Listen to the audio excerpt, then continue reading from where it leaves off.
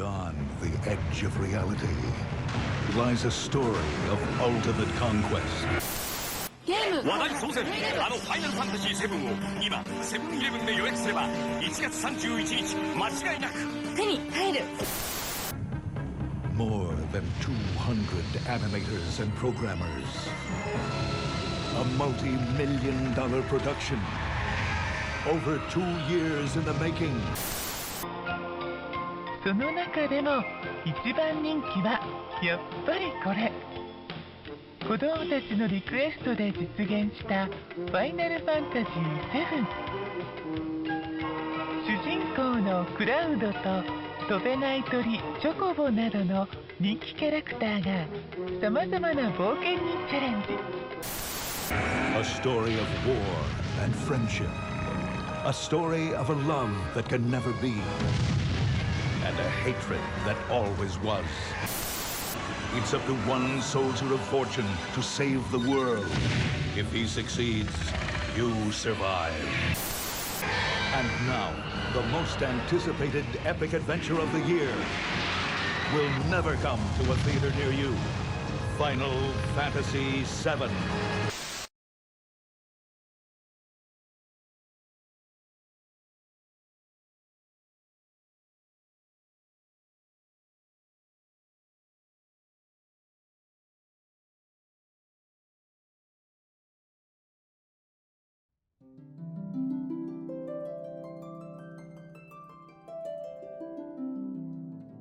Greetings, ladies and gentlemen, I'm the Hylian, and welcome to my analysis series on Final Fantasy VII. In short, this analysis revolves around the game's storytelling achievements for its medium, as well as its legacy to the industry of video games in general. I've seen a lot of admiration over this game on the internet and media in general over the years, especially in the 90s and 2000s. However, I haven't seen any major analysis on YouTube describing FF7's accomplishments in detail yet, especially concerning its achievements in storytelling. On top of this, it has come to my attention that there are a significant number of people out there that still haven't experienced this JRPG that became a household name to this day. It is for these reasons that I felt the need to talk about this game first on my channel, especially considering Final Fantasy VII Remake already being released a little over a year prior to this video's publication, with its successor already on the way. Now, before we begin, there is an important topic I need to address. You might have glanced at this video's running time and realized how big of an endeavor this truly is. While it is true that we've been seeing the rise of successful long critique videos and series on YouTube over the past few years, there is still a significant amount of people that feel intimidated by such long running times. More specifically, I know some people out there don't like things on YouTube being more than 10 minutes, especially considering how bite-sized consumption of information has become among the younger generation living their lives inside social networks. These people tend to claim that videos this long are the result of the creator being unable to be concise in exploring the topic.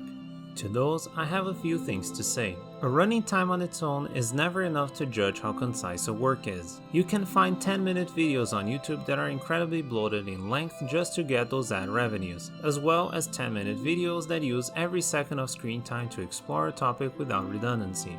You can also find videos over an hour long with not a single element that would make sense to be cut, while there are videos of similar length that lose themselves in their explanations. It comes down to a case-by-case basis, regardless of a video's running time.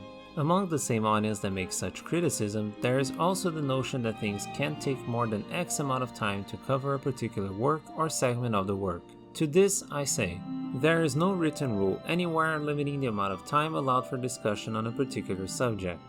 Discussions about a particular thing can be done so concisely for an amount of time, and this amount is based on the level of complexity that such discussions entail. It is based on the depth surrounding these topics, from the thing being discussed to the effects that such thing might have on its surroundings. This is the reason you find a single line in a speech of a famous figure or politician warranting entire articles and discussions on the matter. It's for this reason that people usually talk about a line in a film they enjoyed for an amount of time that far exceeded the time needed to deliver said line. When you break down something, you're willing to analyze its workings. In other words, you're reverse engineering the hours of effort and dedication spent into producing the analyzed content at hand. If you work with any form of art, including the art of making a video like this one or those 10-minute ones, you should be aware that the amount of time and effort put into your project is usually far more than the resulting time span of the work you created. This is the reason that in-depth analysis of films and games tend to have a long running time. In the end, the reprehension to videos with long running times only on the basis of its running time is weakened reasoning. The work should have its concision evaluated by its content, not by its size. In case you are someone who holds one of those stances, I hope you understand my point and give this video a shot. I did my very best after numerous redrafts to remove any redundancies present in the script. With that out of the way, I should give you a quick heads up. This first section of the video will essentially tackle what my channel is about, what you can expect of both this series and future content, as well as how I analyze media and the standards that shall be applied to Final Fantasy VII, as well as other works to be analyzed in the future. Given that this is the first video in this channel, as well as the first video in the series, it might be relevant for you to check it out in full before adventuring any further, as it will be important in understanding the reasoning and style of my approach to media in general. And as a fair warning up front, this video contains spoilers to the original Final Fantasy VII, as well as clips from its 2020 remake that are likely to be considered spoilers by most, so keep this in mind. It goes without saying that playing the original game beforehand should be worth your time before watching this video, as it will be easier to follow along. However, it is not mandatory, as I did my best to make this project enjoyable even for newcomers without the need for playing it in case you are fine with the spoiler territory and want to experience the work for the first time through this analysis series. The majority of the music you hear in this series is going to be instrumental adaptations of Final Fantasy VII tracks by some of YouTube's great artists, all of them referenced in the credits and in the description, as well as some of the original versions of the tracks throughout. In case you wish to skip this preface, please use the time code on screen to direct you to the introduction. If you wish to go directly to the analysis, feel free to use the next time code on screen. All subtopics will have their own time code as well in the description, so you can keep track of where you left off in case you wish to watch this video in parts. At least I suggest you to, but I'm sure a lot of you out there will somehow manage to watch this all in one sitting. I won't underestimate my audience. Citations will be shown on the bottom of the screen at the necessary moments, each one with their recording source listed in the description. Now, onto the preface itself. In this series, I'll be covering Final Fantasy VII in full, mostly focusing on the narrative and writing quality of the work as we go along the game chronologically. Each scene shall be narrated before being broken down. Before the analysis itself, I shall give an introduction on the game's background and relevance to the craft before exploring the game's story, since it is important to understand the context in which the game was inserted in 1997. As I'm analyzing a work that was conceived and released originally as a self-contained story, before serving as the starting point for its own franchise and media, this series will focus on Final Fantasy VII as a standalone title that should be able to exist on its own. Any of its sequels and prequels released afterwards should not be relevant when assessing the quality inherent to what we're about to analyze. Explanatory material launched over the years that came as a result of said extra media in the franchise should also be discarded when analyzing the work. This means books like FF7 Ultimania Omega and further Ultimania editions, which came out in 2004 onwards, are off the table in terms of understanding and evaluating the original game. I will, however, on occasion, reference the 1997 book Final Fantasy VII Disassembled, a more accurate source only to enhance, for the viewer, the artist's perspective on their work at the time of release, rather than using it to explain the game and fill potential holes. The translation for the segments of this book pertaining to the scope of analysis of the series is being provided by Luxie, one of the translators behind the newest version of the relocalized script for the upcoming iteration of the Reunion mod for Final Fantasy VII. I'm deeply grateful for his work and initiative to assist in this project. This leads us to the first point to keep in mind. A work's quality should be evaluated only through how much it stands on its own 2 feet, without the need to resort to content outside the original source material to make up for mistakes and lack of information. So I hope you understand, compilation fans. This philosophy becomes even more fitting once we consider Final Fantasy creator Hironobu Sakaguchi's remarks on the series, the idea of sequels in general, and how each game should stand on its own. And I quote, "I don't like sequels. I hate them. That's why every single Final Fantasy had a new cast of characters, a brand new story, and a different system. Our promise to ourselves is that for every single game that we make, we are going to give it our all, and then when we finish it, we'll end it in such a way that there is no to be continued checklist.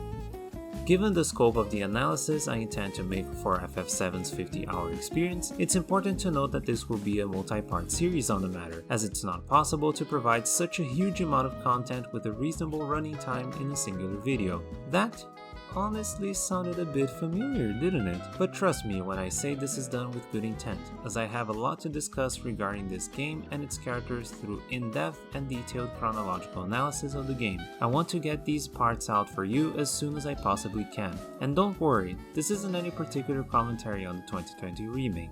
Yet. We'll get there. Eventually. In terms of establishing an understanding of what this channel's goal is, let me provide a quick summary of yours truly. I'm a man who has studied the history of art and audiovisual media throughout the years, fascinated with understanding why certain works in film and game history manage to stand the test of time. Popularity of audiovisual works can fluctuate over time, but frequently their presence in discussions among people enamored by the craft define those titles' very immortality, whether for good or bad. And throughout these timeless classics, I'm someone who tends to look for innovation and technical prowess in said works. Classics that provide something for the audience to assess, inquire, and immerse him or herself in. With this in mind, I decided to create this endeavor with the goal of exploring and explaining the workings of classic and not so classic works of art in audiovisual media. I want to provide an insight on why these games and films are worth exploring, what can be learned from their accomplishments and mistakes. In the case of games, I think this is especially important given how the medium is defined by the over-reliance on hardware for accessibility. Unlike films, which are easily restored and made available en masse in different formats like VHS, DVDs, and Blu-rays, games need more extensive work to provide access to new generations of consumers through newer systems. This results in a game's impact and reach being far more tied to the generation it releases in than almost any other existing media. Therefore, analyzing older games like the one we're exploring in this video series is very important and enriching, as it provides an insight foreign to a lot of people in the current age. In the end, this channel should provide motivation for the audience to explore both old and new productions in films and games that might not have been experienced before, or, in case of such works being known beforehand, experience them under a new light with new details and considerations in mind. I shall occasionally also make smaller videos on neat details, topics, and theories surrounding select works that are of interest to explore and enhance the understanding of the piece itself. With regards to my in-depth analysis videos, I feel this kind of discussion needs a lot of insight and exploration to enrich the audience about the background and position of our art. It requires well-developed arguments that are extensively explored to provide something more substantial for viewers to embrace rather than simply being an exposition of one's feelings on the matter with vaguely explored points. Argumentation needs citations and well-grounded explanations, and it's something I'm aiming to achieve with my work. It's something that I will find myself working as hard as I can as I provide said content, and I hope that you, the viewer, enjoy it as an enriching and interesting experience, even when said experience might differ from your current perspective on the subject being addressed. Now, with my goal established, let's move on to what's important to my analysis process. Every analysis needs to have established standards for people to find a common ground when discussing art. The more stable and verifiable the standards are, the wider reach the analysis is able to obtain and the easier it is for the process to be reproducible. Establishing standards allows for the analyst or critic to set the playing field for everyone to follow and understand the conclusions being taken from the work at hand, allowing further discussion under the same basic principles. With this in mind, I'll explore the pillars that define the standards for analysis of art in my work from here on out. Normativity and non-diegetic context. Don't worry, I'll explain what each of these mean as we explore their inherent ideologues. Let's analyze normativity first, as this element is probably the most contentious topic between the two and is the most important to explore and understand for one's own critical thinking. But to understand normativity, we must first set in stone the idea of objectivity's role in art. In my experience exploring the online landscape, I was able to identify three big common lines of thought surrounding the concept of objectivity in art. The first relates to the the idea of objectivity being absolutely irrelevant to art, as subjectivity is, in this case, the only meaningful basis from which people can judge and experience things, and thus, subjective experience is the core of assessing art itself. Those who adopt this idea frame their emotional response to the experience as the sole constructor of the work and its identity. This line of thought usually ties into the idea that anyone can have any kind of opinion on a work of art because their subjective viewpoint and experiences are things that cannot be countered given their tie to individuality rather than universal concepts. The people who follow this ideology use their experiences as the standard rather than stable elements to evaluate a work, and thus, validating feelings and personal experiences makes attempting at deconstructing and putting the building blocks of a work being analyzed under scrutiny irrelevant. I personally call this view the tyranny of subjective experience. The problem with this line of thought is the fact that feelings are individual mutable traits that don't pertain to the craft itself. With feelings being the standard, opinions made on the basis of said standard achieve a status of being immune to criticism, even if the resulting opinion may express an assessment that can be countered by the work itself. The application of this mindset becomes an evaluation of how much a work resonated emotionally with someone rather than an assessment on the art itself, and thus, the core of the analysis becomes the personal feelings rather than the craft. The fact is, opinions on art are a result of individual experiences in conjunction with information that a work provides through experiencing it. In the case of such information being present in an assessment on a particular work, the perspective is formed by discourse that can be supported or countered by evidence. In other words, opinions can be put under scrutiny if they are statements of facts about something being presented in a work, and thus liable to criticism, despite subjective experience being a part of one's perception of a work of art. Using one's feelings as the sole basis for analyzing something regardless of consistency with the work itself provides unstable grounds for discussion, given how prone to change and inaccuracy one's perception can be over time. Without immutable standards, there is no space for discussion and growth, only validation, regardless of evidence, by who shouts their opinions the loudest. Sadly, the basic idea behind the tyranny of subjective experience is something that can be translated into multiple spheres of our reality, plaguing the internet to this day, be it on YouTube essays or in social media. The second line of thought is a direct reaction to the tyranny of subjective experience. It's defined by the idea that objective analysis exists in art and it produces judgment of value for works that satisfy said analysis. I call this perspective the art's objective quality. This can be best illustrated by a particular critic that has gained a ton of traction over the last few years. Some of you might be familiar with Mahler, an art critic on YouTube that became famous with his critiques on the sequel trilogy of the mainline Star Wars films. Mahler makes the case in the introduction of his The Force Awakens critique of objectivity in art being tied to evaluating the work based on objective standards, ascribing quality on the basis of its performance with regards to the aforementioned standards. This is what lands into his usage of the term objective quality to define works of art. To provide a glimpse of this, here are some clips of his discussion. There is an ongoing conversation about objectivity versus subjectivity. Anyone is welcome to generate an objective opinion based solely on the measurable elements of the content, or they can generate a personal subjective opinion based on how they felt. Objectivity is the idea of explaining what happened and how effectively it was achieved in its craft without influence from emotion. An objective fact of quality must match predetermined measurable criteria and definitions. It follows rules and respects consistency irrespective of feelings. Logic is the bedrock of these assessments. It is simple. You present the objective criteria, then you satisfy the objective criteria and reach a conclusion. Your emotional experience didn't enter into the equation whatsoever. At the end of my assessment, I said that the film was overall objectively bad in terms of filmmaking. It is of poor quality. He thinks I'm sharing my opinion of The Last Jedi when I say there are contradictions in the script, despite referencing many of them. That judgment was objective, supported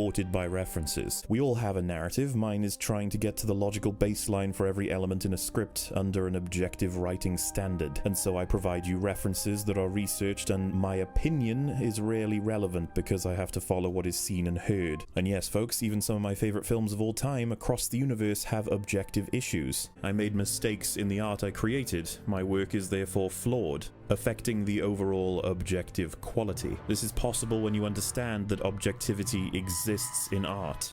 These clips can and should be viewed in full context through the link available in the description. He even explores and enhances a lot of the criticism to the tyranny of subjective experience I shared in this preface. So again, I highly suggest you take a look at the video in question, with the suggested timeframes for the topic at hand provided in the description. So, let's continue exploring the idea of objective quality and a bit of what these clips suggest.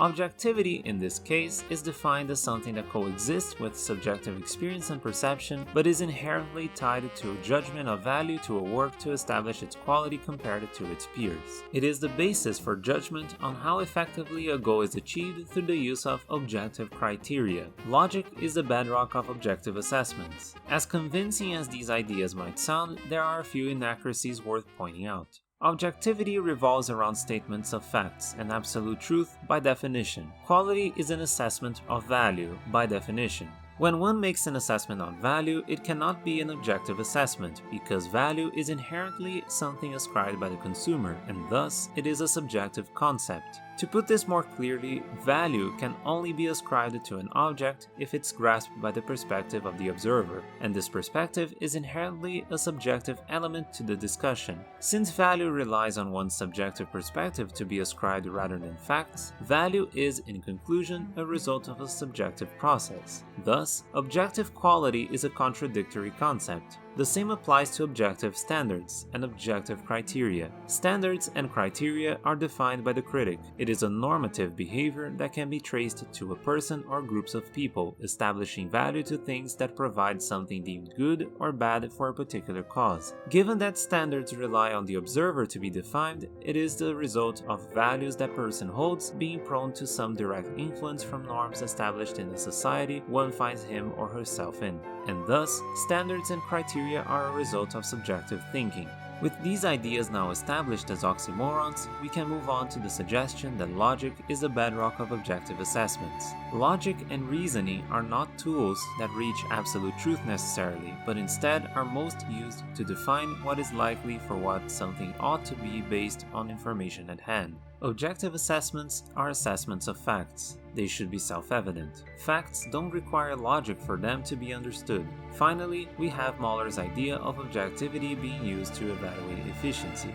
Efficiency is something that relies on a reference that is defined normatively. It is not a concept based on facts. Therefore, claiming how something is efficiently performed being an objective concept is inaccurate, to say the least. Don't be mistaken, I'm not saying that standards shouldn't exist when analyzing art, nor does this mean that there can't be stable ground to establish an analysis and discussion on a work of art. But what I'm pointing to is that the idea of art's objective quality conflates the idea of objectivity into the realm of value. It correctly dissociates the realms of facts and feelings, but it fails to differentiate between facts and value. Now, this is not to say that this is a criticism to Mahler as an art critic or an assessment of quality of his standards. I'm simply pointing to the fact that his view overlooks a few principles that hinder his line of thought's accuracy. Mahler is someone who likes to use facts, quotes, and established definitions of words, which is why pointing to this misstep in the application of the definition of objectivity is relevant. This isn't a semantic game to devalue his work, as it's not a mistake that invalidates his other points whatsoever. He is correct in determining the need to establish standards for discussing art, and that it's possible to argue about art using facts and assessing objective elements of it. He is spot on in his depiction of the current state of discussions on art and the problems that come with subjectivity as the standard for every assessment.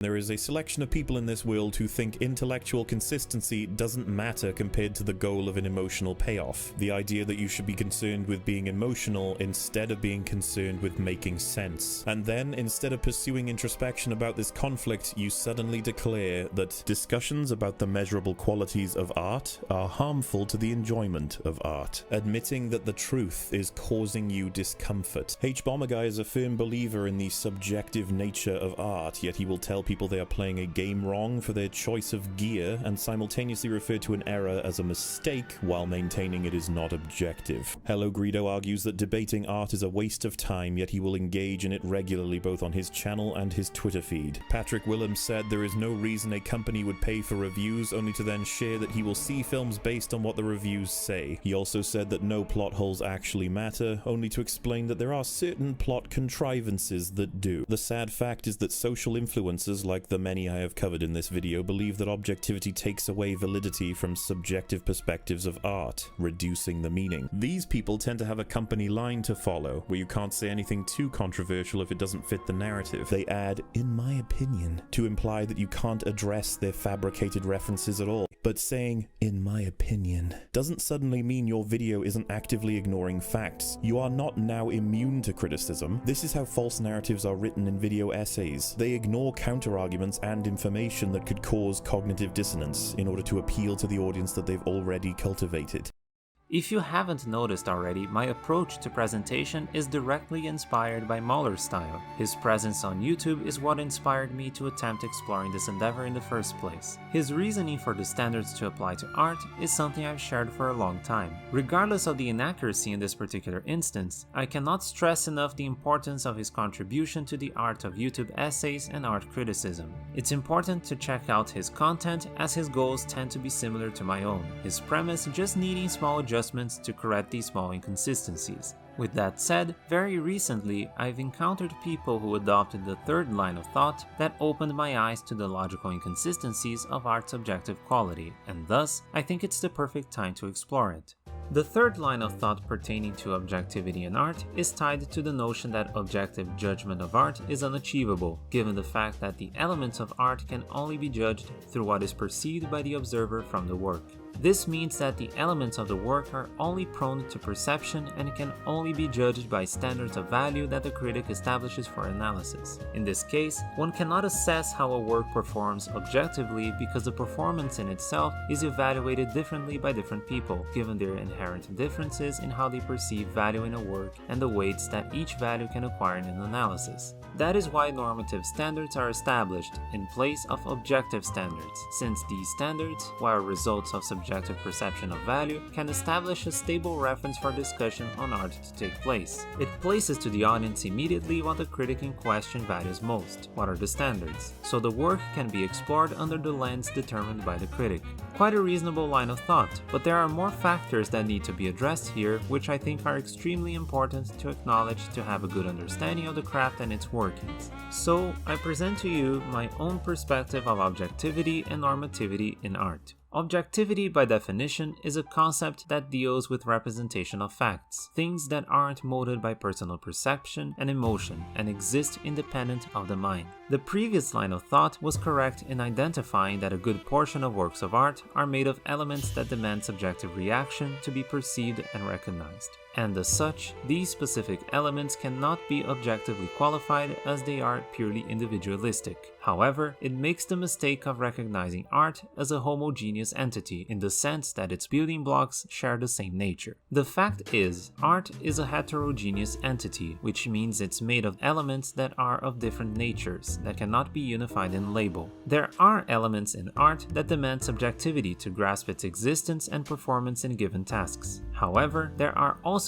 elements in art, especially in works focused on narrative and/or interactivity, that can be objectively assessed. An example of this can be found in the realm of functional programming, where a complete sequence of code has a specific function that will deterministically produce the same kind of result. Objective assessments in narrative works are possible through a literal depiction of what the work is conveying to its audience, regardless of the veracity of the information being portrayed in the first place. However, there is an important distinction to be made here. Just because it can be objectively assessed what is being portrayed to the audience, or whether the expected result from a deterministic function was produced or not, doesn't mean that we can ascertain from that what it means or what it should be doing. To do that would require assumptions about the system as a whole, such as the kind of result that should be produced instead. Alternatively, we can eschew the problem of objectivity in favor of normativity, that is to say, codify the norms that form expectations and standards for an object.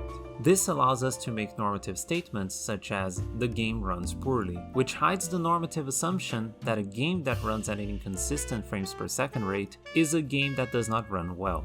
In the landscape of art analysis, I believe there is a space for objective analysis, which is to say that there is importance in relaying to viewers exactly what is being conveyed on screen in a work, even if this very concept might seem obvious. not only is there an amount of content being presented that might pass by unnoticed by many, but it should also serve as the groundwork for a normative analysis to be executed over it to determine the meaning and function for each element of the work in relation to the complete structure of what's being analyzed. With that said, we can understand normativity as the application of codified or implied norms to build concepts and assumptions regarding an object's meaning and role in a particular task or structure. Normativity as a standard means the critic adopts certain norms that have been socially and historically agreed upon as a set of reasonable values and basic principles to determine what art should strive for.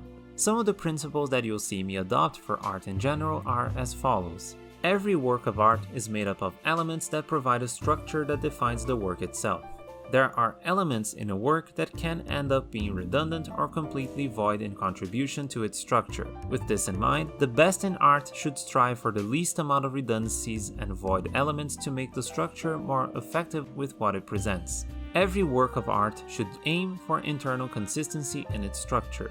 Whatever the work conveys to the audience should be maintained intact throughout the experience. Subversion of what is conveyed needs to be something that has setups provided for the subversion in question to be reasonable within the confinements established by the work.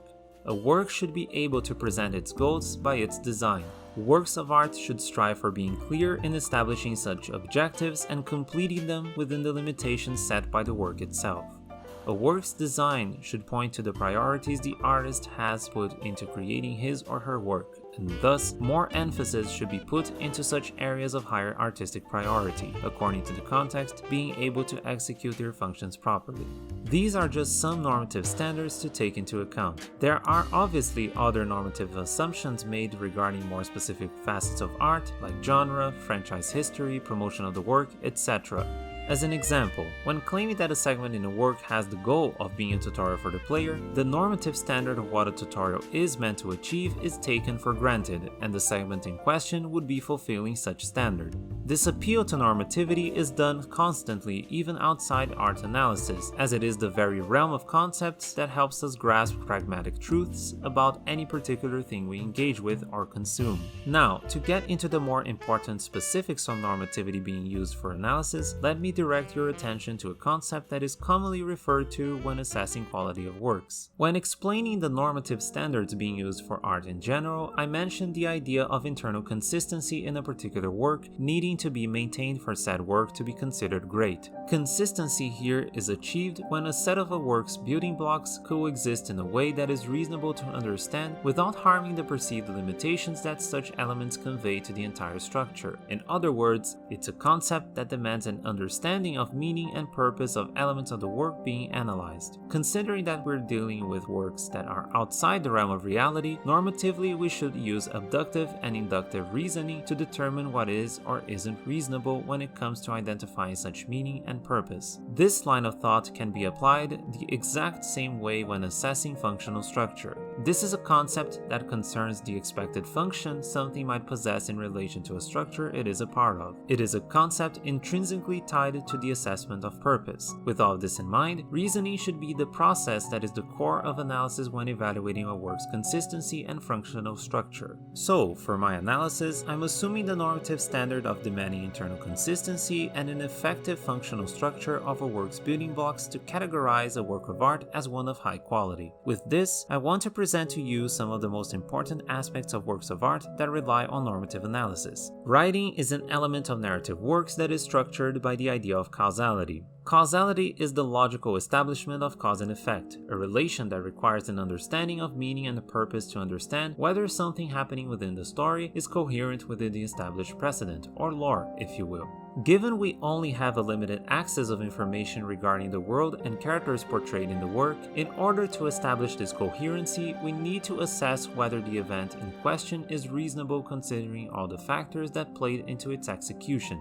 With causality being respected, normatively we can say that the work's writing functions properly in the work at hand. With this in mind, one can make an assessment applying normativity and inherent reasoning to a work pertaining to its writing specifically, adopting causality as the skeleton that gives writing its structure to function. Another aspect of art that shares this nature would be interactive mechanics. These are the core for making interactive media, most prominently video games, function. To put it simply, interactive mechanics establish the inner workings of interactive art. It defines the confinements in which the experience should work under and provide the tools necessary for progression in such work. When evaluating such mechanics, one can ask the following questions. Are the mechanics being presented working consistently with what the interactive medium at hand conveys as the intended way it should work? If not, do the mechanics provide consistent result regardless? In the case of mechanics that aren't formally introduced to the player, do they provide consistent results when such mechanics are employed in the experience? Are the interactive mechanics sufficiently developed to provide an experience that doesn't break progression by oversight in design? All of these questions imply normative standards for interactive works and how mechanics should work, and answering all of them requires the employment of abductive and inductive reasoning, as these questions refer to consistency and structural functions of the work's building blocks. In other words, normativity and the underlying reasoning are relevant facets of analysis to approach interactive mechanics with.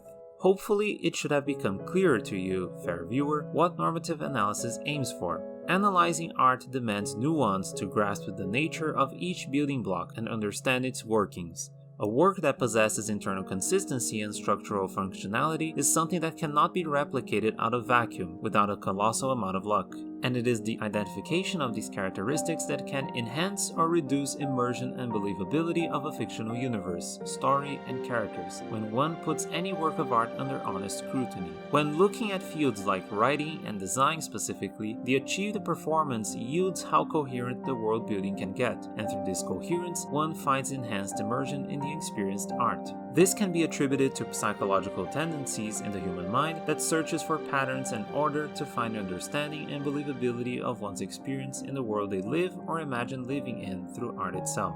If you wish to further explore this topic, there is a fantastic publication called Worldbuilding, Transmedia, Fans, Industries that explores the various facets behind this phenomenon in different media, linked by the citation you see on screen. To be clear, what I aim to analyze in the video series I produce is, in conclusion, the normative meaning and purpose inherent in works of art and their building blocks. Of course, I'll also provide my personal insight on elements that rely solely on subjective perception to identify them within the works being addressed, and thus, these assessments are clearly subjective and should be interpreted as such. But before that, if you, dear viewer, are someone who holds subjectivity to a far higher regard, I want to highlight something very important just in case. To many on the internet, there is this notion that objectivity, normativity, and subjectivity cannot coexist. Some even believe that objective and normative analysis are done for the sole purpose of denying one's subjective experiences with the work at hand. This couldn't be farther from the truth. Objectivity and normativity don't nullify emotions because, as previously explained, neither of them are an universal assessment on how good a particular work can raise emotions from people, as it varies from person to person. Instead, objectivity revolves around statement of facts about what the work is portraying to its audience, while normativity revolves around statements on the work's meaning and purpose based on norms existing in art-consuming societies. One can love a film or have a great time with a game that has elements that are normatively considered flawed in functional execution, considering the achievements existent in art prior to the work's production. Let me give you two quick examples of my own experience. Paper Mario Color Splash is an RPG game originally released on the Wii U that provided me a wonderful time every opportunity I managed to play it. I love its characters, the dialogue is fantastic and charming, conveying a sense of humor that gave this Paper Mario entry a ton of life. It's a game that is a pretty wholesome experience to me. However, despite its achievements in art direction, script, and music, Color Splash is widely recognized by critics and fans for the mechanics surrounding its battle system designed to be incredibly flawed.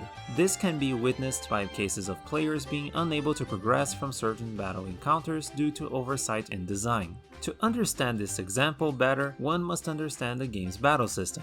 In order to engage in battle, the player must obtain cards from the overworld that give Mario the ability to take certain actions in combat. Certain enemies demand different types of actions. For example, enemies that fly and are way above ground cannot be reached by attacks on ground like hammer swings, while spiked enemies can't be jumped on. There are certain battles where Kamek, a villain in the game, shows up before the battle begins to alter the cards at hand at random, and one of these outcomes is making all cards of a specific type.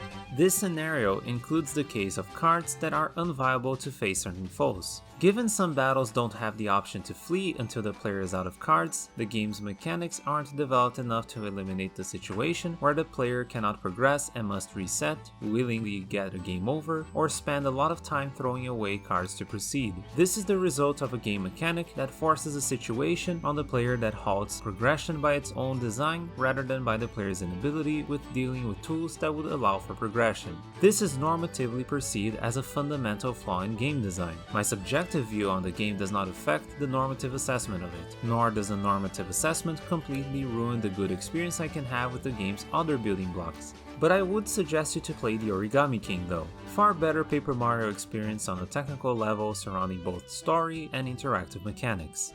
Trust me on this one.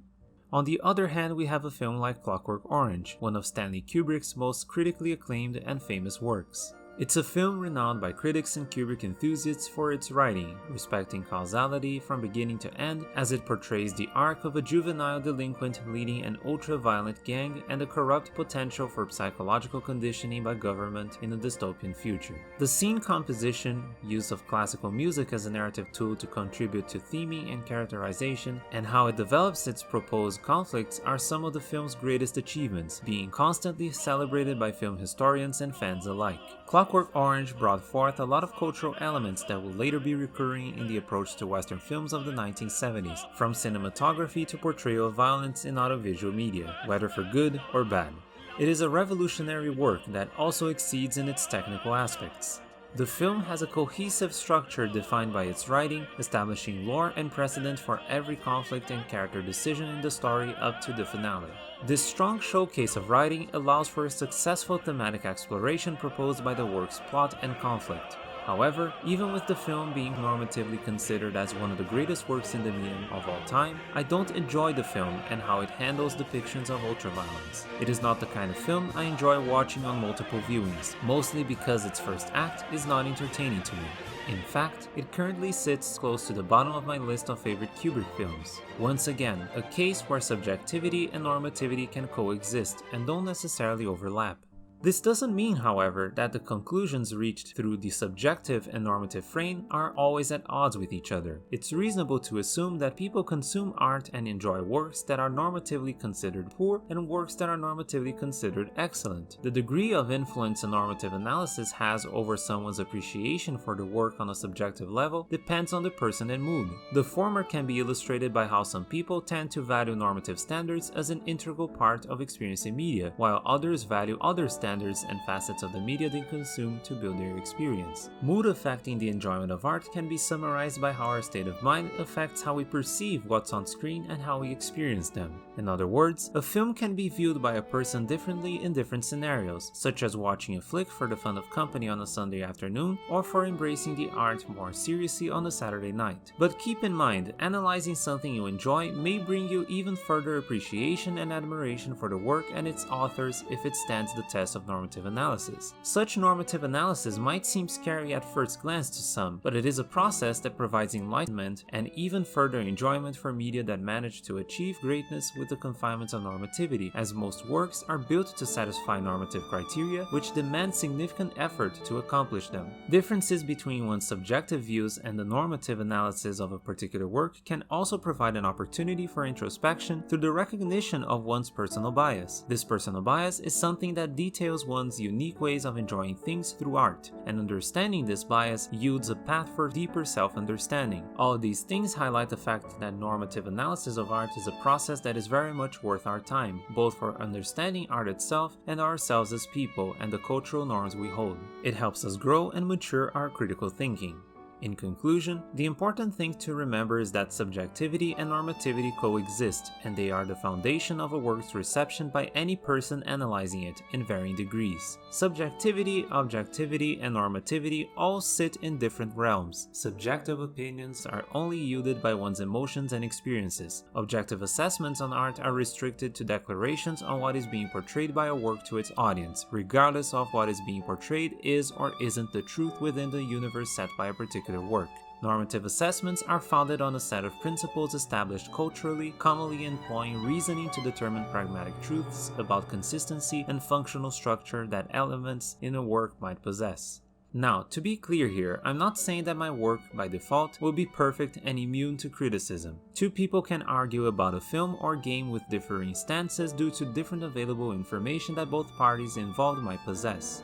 If something in my analysis is inaccurate or didn't account for important information, I'm more than willing to listen and correct whatever is necessary. The employment of normativity in my analysis should provide stable grounds for a discussion that enriches all parties involved.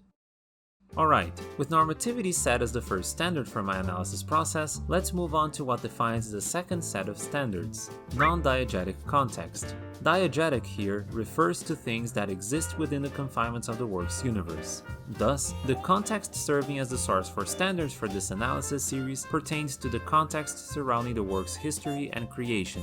Non-diegetic context refers to the moment in time the work in question is released. It refers to the culture it is inserted in, the socio-political status of the time, the state of the artist's history, and, most importantly, the achievements by that point in time in the field that the art is being analyzed upon. It's crucial to take this context into account when making an analytical assessment on a particular work of art from the past, as it's inaccurate and naive to demand from such works to perform under the standards molded by the achievements of the current age. In other words, in a way that wasn't even conceivable at the time of conception and release. It's especially terrible to make use of that lens to works that establish tropes, tradition, and new points of reference for future works to attempt to replicate and be judged upon. It is common for such works to have their legacies built upon over the generations to the point of revisits to the original source becoming jarring using modern-day standards. Disregarding the difficulty of a work in the past to achieve what it did and the importance of its accomplishments for the future of its franchise or even the art in general is to disregard the importance of the craft's history and taking for granted most of what is seen today by many as the cliché and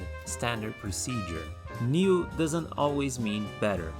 Now, it is important here that you do not confuse this appeal to standards of the time to evaluate how revolutionary a work is. There are many works that are simply excellent without being revolutionary per se. The point here is to establish the limiting conditions of the time of release to help evaluate the degree of success the work achieves in its structural integrity, consistency, and goals. And as a result, the adoption of this perspective allows for a more profound outlook on the work itself and its making. Non-diegetic context illustrates the evolution behind the work's creation and provides a glimpse of the thought process that artists might have had when creating the film or game. It yields even more tools for perceiving intent within the work at hand. Of course, it is essential to make objective assessments beholden only by the work itself, as previously noted. With this, it should be made clear here that non-diegetic context only serves as a lens that helps perceive the work under the constraints of its time and production to allow normative assessments to be made. This isn't extra media being used as an appendix for the work to rely on. Now, with that said, I was discussing this topic pertaining to another game on a particular server on Discord when a good friend of mine responded with a remark that is along the lines of what some of you might have in mind right now. I don't live in those years anymore. Why bother? Well, the thing is, the use of non-diegetic context serves exactly to emulate the time of release for analysis. You might then say, well, some films and games that were great back then are still great by modern standards, so what is the reasoning for denying the use of modern standards for your work? As I've previously stated, my approach to analysis demands stable and verifiable standards. Modern-day standards are always shifting and being molded by new achievements in art. The fact that some works are still good under modern-day standards has nothing to do with said works being planned out with standards of decades in the future in mind, as if the author is some galaxy-brain individual. This occurrence is actually tied to either the work being fortunate enough to have standards not being shifted significantly to oust it from its excellence status, or the work's design favoring elements for its experience that are less prone to varying standards. Remember, works of art are composed of different building blocks, each of them having standards that are more or less prone to variation over time. Some fields in art are marked by standards, applied by many, which are always relevant to evaluate achievements in the craft, such as with writing. Other fields are defined by constantly evolving standards, such as with visual effects in film and real-time graphics in video games. The fact that the modern-day standards are shifting constantly proves it to be an unstable metric by definition, and thus, it's unreliable as a source for standards for the approach I'm aiming for my analysis. This time-dependent factor to some of these elements of art demand a time-based perspective that only a study of a work's context can provide. This context might be a compilation of history that is deemed relevant to the work under subjective judgment, sure, but it serves as a strong reference to establish as a standard since it relies on documented events and works. Exploring standards based on non-diegetic context demands citations, and thus it's a set of standards with a high tie to verifiability. Even outside art, the essence of anything you observe in the universe is reliant on context, even if many in today's age tend to ignore it. Context matters. In conclusion, using both normativity and non-diegetic context in analysis harmoniously yields a better understanding of art, and this harmony is what I aim to achieve. With the idea behind context settled, we can have a better picture of how normativity and context are intertwined with each other. Those two elements are the core of my analysis process from a general perspective, relevant to every media I intend to analyze. Of course, I'll be giving my personal insight on occasion, and I'll make it clear when these refer to my subjective viewpoints rather than objective observations and normative assessments on the field being analyzed. With this analysis series on Final Fantasy VII, I'll be focusing on the writing and narrative of the game, since this is a Japanese role-playing game, or JRPG for short, that invested heavily on its cinematic and storytelling aspects. And thus, the idea of causality, previously mentioned as the factor for consistently presenting the characters, world, and conflict, will be core to this analysis. While the battle system is also highly praised and is a significant part of the game's experience, videos and commentary have already been done showcasing the mechanics, qualities, and design of the game's ATB plus materia system. I'll explore this topic in the epilogue and very slightly over the course of the chronological analysis in certain moments, given the writing was also made to communicate with the game's battle system to enhance its characters. But since my focus is strictly a writing and narrative one, I think it's important to make a quick run-up on what these fields refer to. A narrative is the form in which a story is told by a particular work. It is a structure that frames character roles, plot, theming, and conflict. Writing is what connects these elements together into one cohesive whole, giving characters their full personalities and arcs, while events are being portrayed in a way that plot progression is natural and provides a structure to present its themes and conflict. Writing and narrative are separate entities that work together harmoniously to provide a continuous experience for the audience to understand the story. With this in mind, given the fact that a story-driven art piece, whether episodic or not, is an experience that is consumed in an order from start to finish, causality is the quintessential element that builds the narrative and puts writing under scrutiny, which is why a chronological analysis of events will be best when analyzing this facet of the work. That was everything needed to establish the standards for my analysis. Before we actually venture into Final Fantasy VII and its history, let me add some small remarks about the series moving forward. These kinds of videos take a very long time to make, from researching and writing the script to editing the video itself. And thus, I hope you understand that this series will take a little while to complete. These videos need the right time in the oven to be in the best possible state, and the time I have available due to life demands keeps me from being available to dedicate myself full time to this endeavor. I'll be working as much as possible to get these out as soon as they're ready. In the meantime, I hope you enjoy the videos that become available over time. This series begins with an introduction that explains the complete non-diegetic context of Final Fantasy VII that should be important to the analysis. This segment will address the Japanese artistic tendencies of the time, the historical context surrounding the game's developers, and the development history behind FF7 itself. Other games and media might be referenced, but they will only serve to explain the history of the genre, franchise, or game's development. It is not my goal to analyze in depth said referenced pieces, but rather use them to establish what Final Fantasy VII was built upon, so I hope you understand. Future parts will have a quick run-up on where we left off as we continue the analysis all under the same page. As the analysis ends, the epilogue should close out this video series. The epilogue serves to tackle the game's release and its impact to the industry and the craft. This segment also explores the qualities of the game that are outside the realm of narrative and writing, a quick history on FF7's developers that came as a result of the game's release onwards, and I concluded with my final thoughts on the game and this video series. And so we begin, as we explore a living legacy.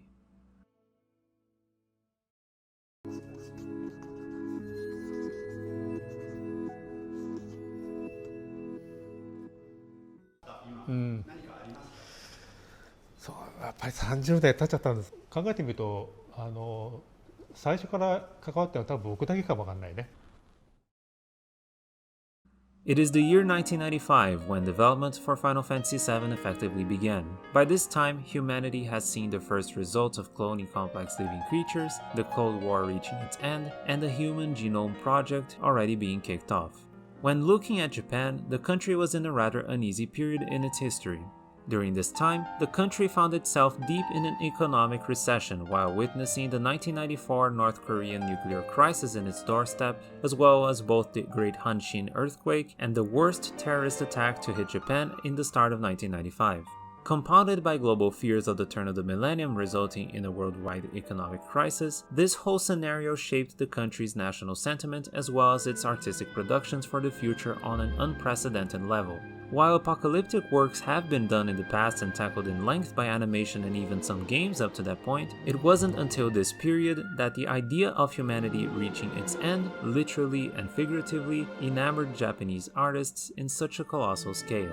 This thematic premise would be the backdrop of a much deeper dive into discussions about the existential principles, purpose, the nature of reality, as well as exploring human imperfection and characters' psyche in the context of a large-scale threat, with frequent employment of religious symbolism, be it Shintoism and/or Judeo-Christian elements, into a work's universe and lore. This artistic tendency would have its first major breakthrough for the mainstream audience, influencing the current and future generations of Japanese artists in games and animation through Neon Genesis Evangelion, released as a manga at the end of 1994 and as an anime at the end of 1995.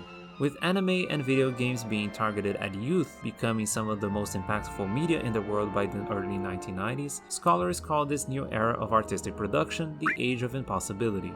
This movement is characterized by works that share the vast majority of the aforementioned details as well as the portrayal of loss of ideals due to the weakening of interpersonal relationships and communalities, especially among the younger generation.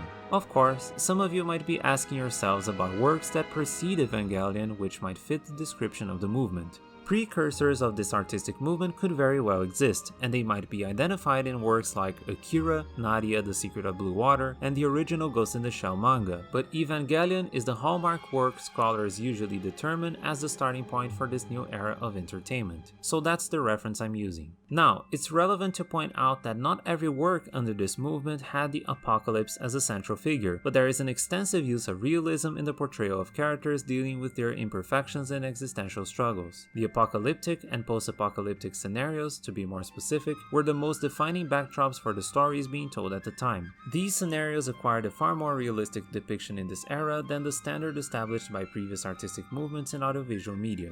The Age of Impossibility would give birth to many iconic works in Japanese media, such as 1997 films Princess Mononoke and Perfect Blue, and the 1998 TV series of Cowboy Bebop and Serial Experiments Lain, as well as indirectly in Western media, given that some films in the very late 90s and 2000s took inspiration from this Japanese movement, such as 1999's The Matrix. And it wouldn't take long before this artistic movement reached the gaming medium.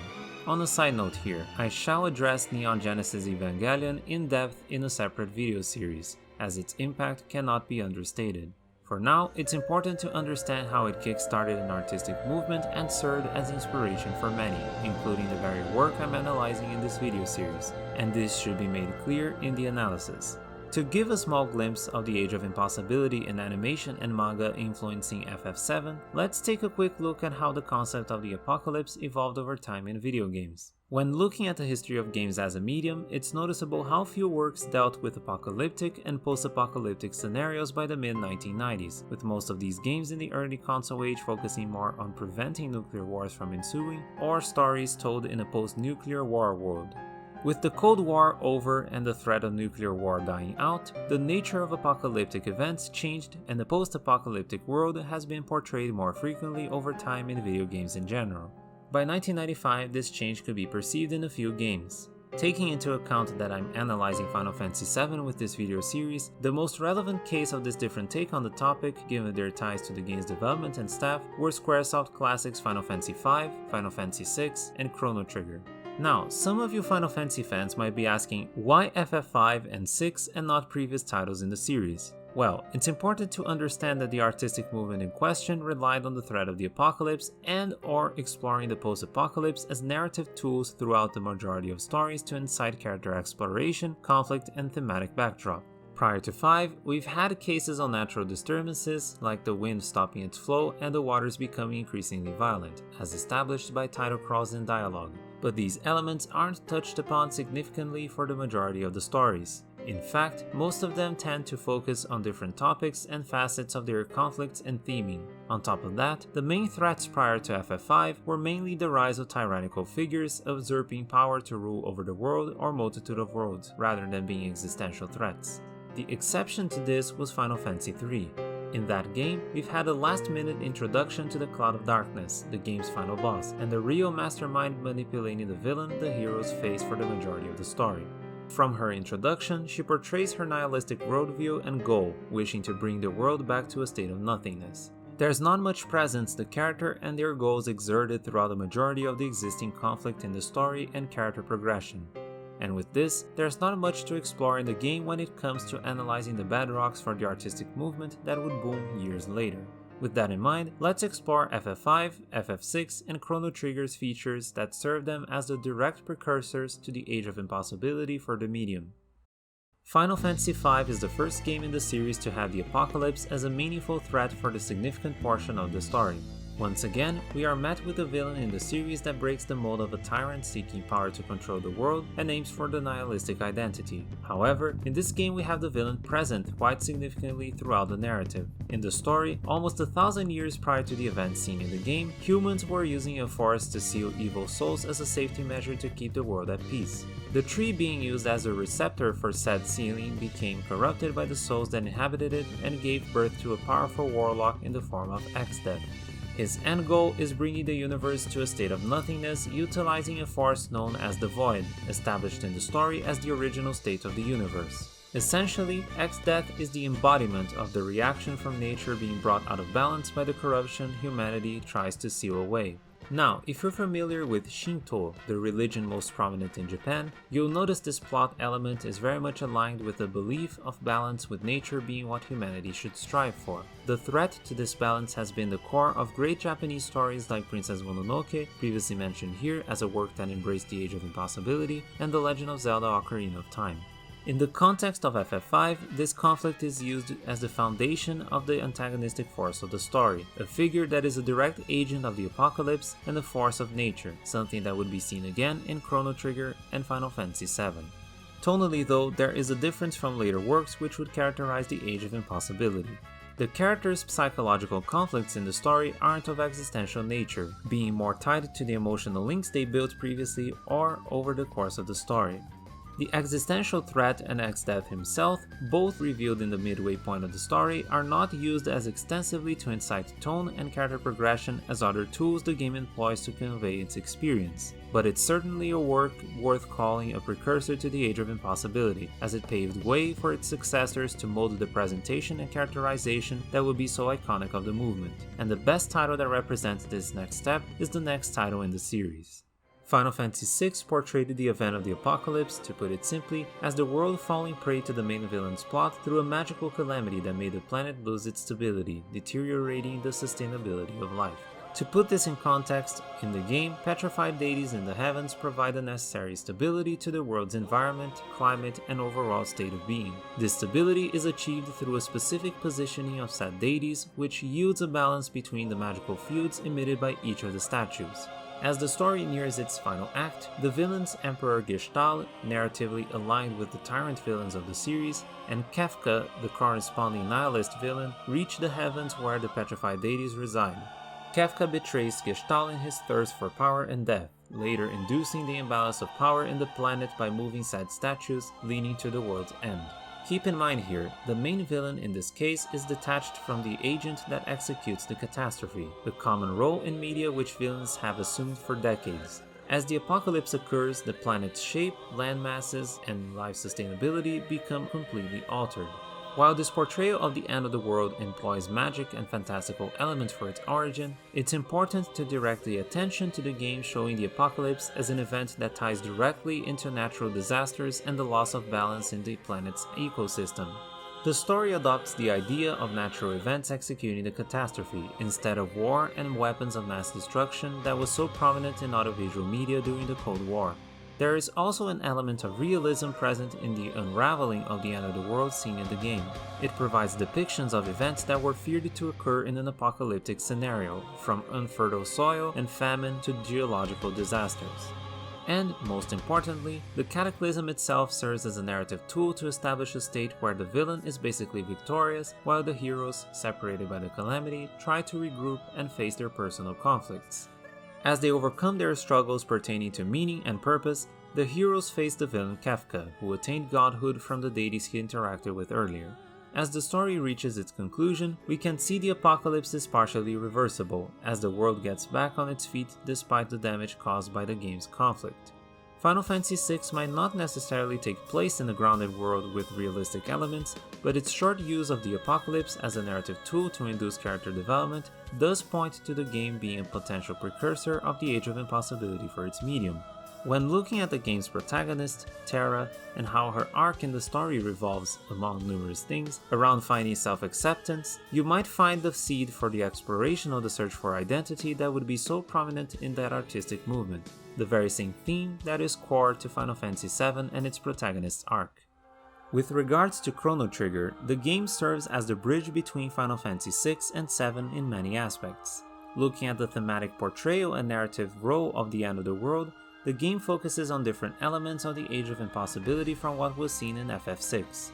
Chrono Trigger drops raw magic as the origin for the apocalypse and opts for depicting it as a tangible result of the villain's own existence, as it causes natural disturbances to the planet. In other words, the apocalypse is an element in the narrative that cannot be discerned from the role the villain Lavos fulfills, as it has become the very agent of the calamity itself, and is the centerpiece of conflict at stake at all times.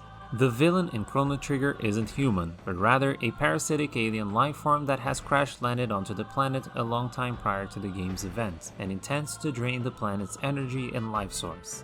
Does that sound familiar? To those who experienced Final Fantasy VII, it should, as this concept will later find its way in that game under a new context and role to the story and conflict. The interesting thing here is that in the case of Chrono Trigger, the agent of the apocalypse is distanced from human characteristics and urges and is made something akin to a force of nature. This approach to the apocalypse distances itself from the one that relied on warfare, which were prominent in past works in media, being much closer in execution to what you would find in works from the Age of Impossibility. The end of the world in Chrono Trigger, quite interestingly, even has a date that reflects the millennial fears of the time, 1999 AD. However, when comparing with other crucial aspects of that artistic movement, Chrono Trigger didn't explore its characters and their psychological evolution throughout the story as thoroughly as what would be seen in media later on. In fact, Final Fantasy VI managed to get closer to the movement's approach to character, as personal struggles surrounding identity and meaning took center stage with most of the lead protagonists. In addition, Chrono Trigger, like FF6, also provided a view of the apocalypse as a reversible calamity, as time travel provided the heroes the needs to prepare for the ensuing battle to stop the end of the world, even to the point of bringing someone back from the brink of death. With all of this in mind, one can still say that Chrono Trigger fits not only the moniker of predecessor to Final Fantasy VII, but also a precursor to the Age of Impossibility for video games. When looking at games that fully embraced this artistic movement, one can look at the first entry in the Persona series as the movement's first significant presence in the medium.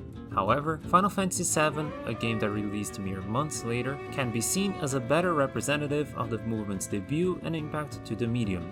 It's the first major title that adopted basically all of the movement's most characteristic elements, evident by its approach to storytelling, theming, and characterization under the backdrop of the apocalypse, and the first work under this movement to achieve mainstream status in the medium.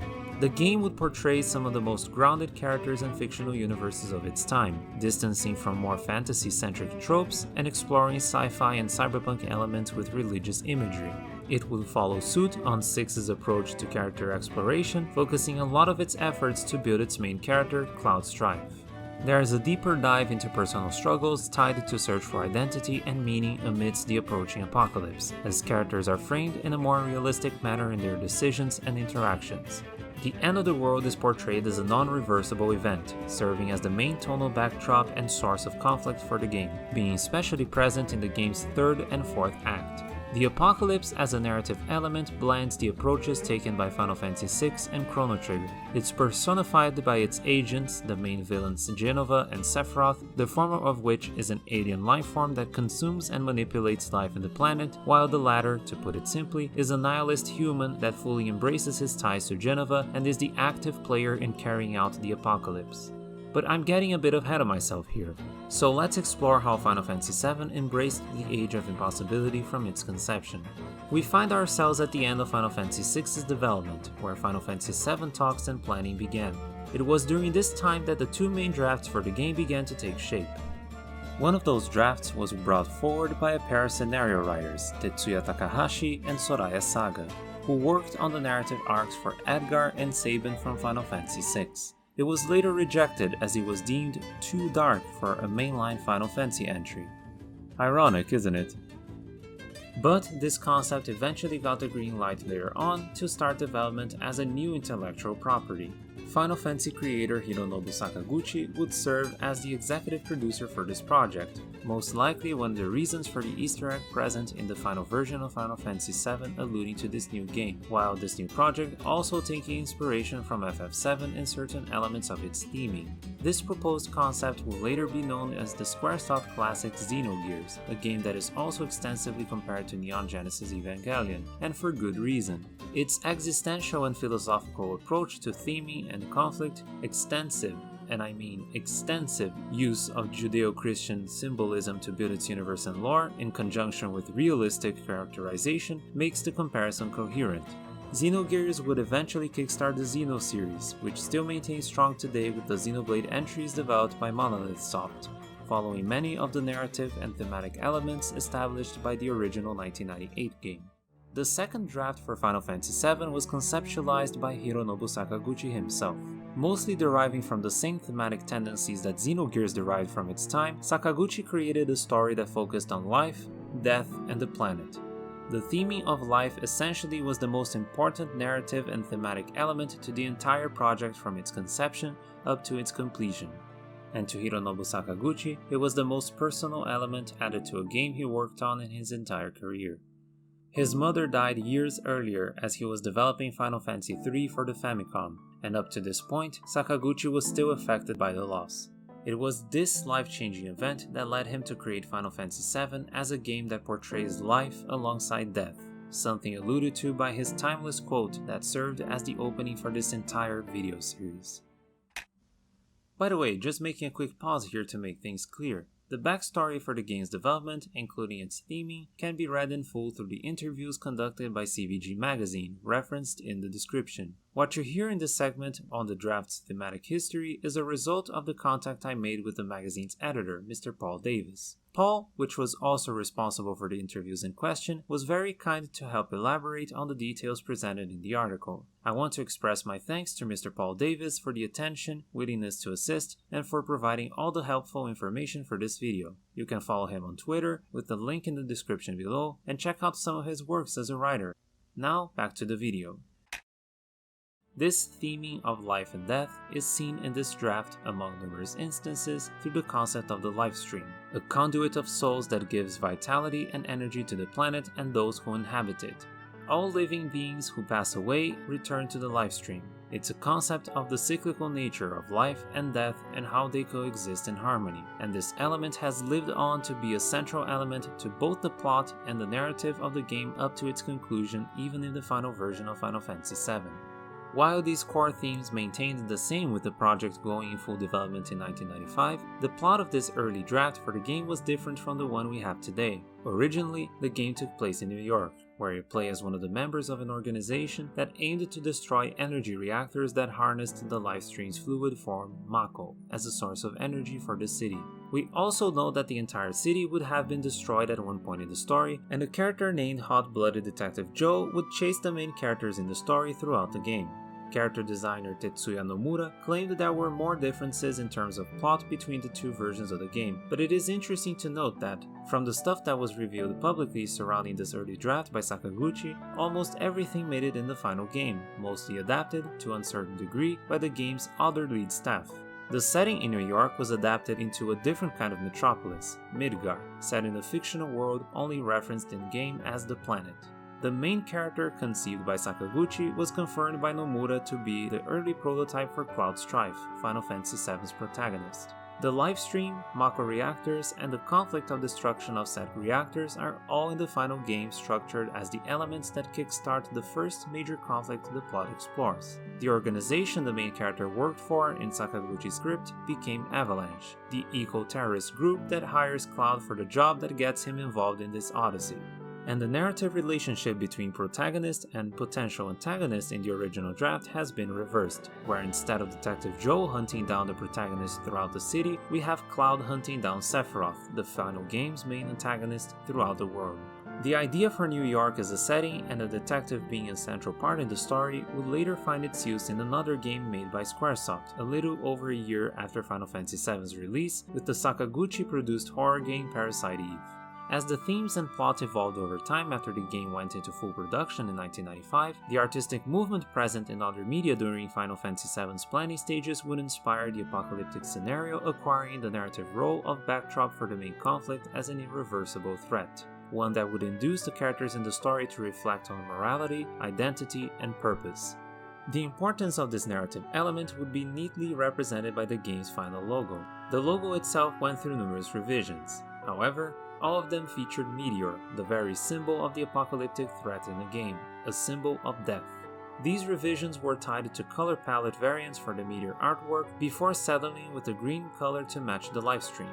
The choice for the final logo would, as a result, feature an image that harmoniously blends the concepts of life and death. As the Sakaguchi draft began to be refined and take shape, the game would finally head into full development of each individual arc, tackling numerous other rich themes that lend themselves to the grander narrative. Characterization, narrative, writing, and theming would become some of the most important elements that would define the relevance, impact, and identity of the final product. With this, the Age of Impossibility for video games as a medium would be set in motion. でもすごく間違いない話が命っていうね、すごくね、哲学的なテーマなんですよ。だからあれ僕は本当にゲームでこういうゲームっていうのもできるんだなとか初めて思った作品で。So, to get things into perspective, everything described thus far pertains to the artistic and thematic context of Final Fantasy VII. With this facet of the game's history done, we should explore next the context relating to the franchise's history, its developers' history, and their relationship with hardware manufacturers. These facets of context will be important to understand the approach taken in Final Fantasy VII by the developers in terms of presentation and cinematography under the limitations of its time, as well as understanding the evolution of the franchise's identity in relation to storytelling. This exploration should also give you an idea of the state of computer graphics of the time, which lent itself to providing the cinematic experience FF7 would aim for, and a glimpse of the game's impact to the industry and fans. Without further ado, let's begin.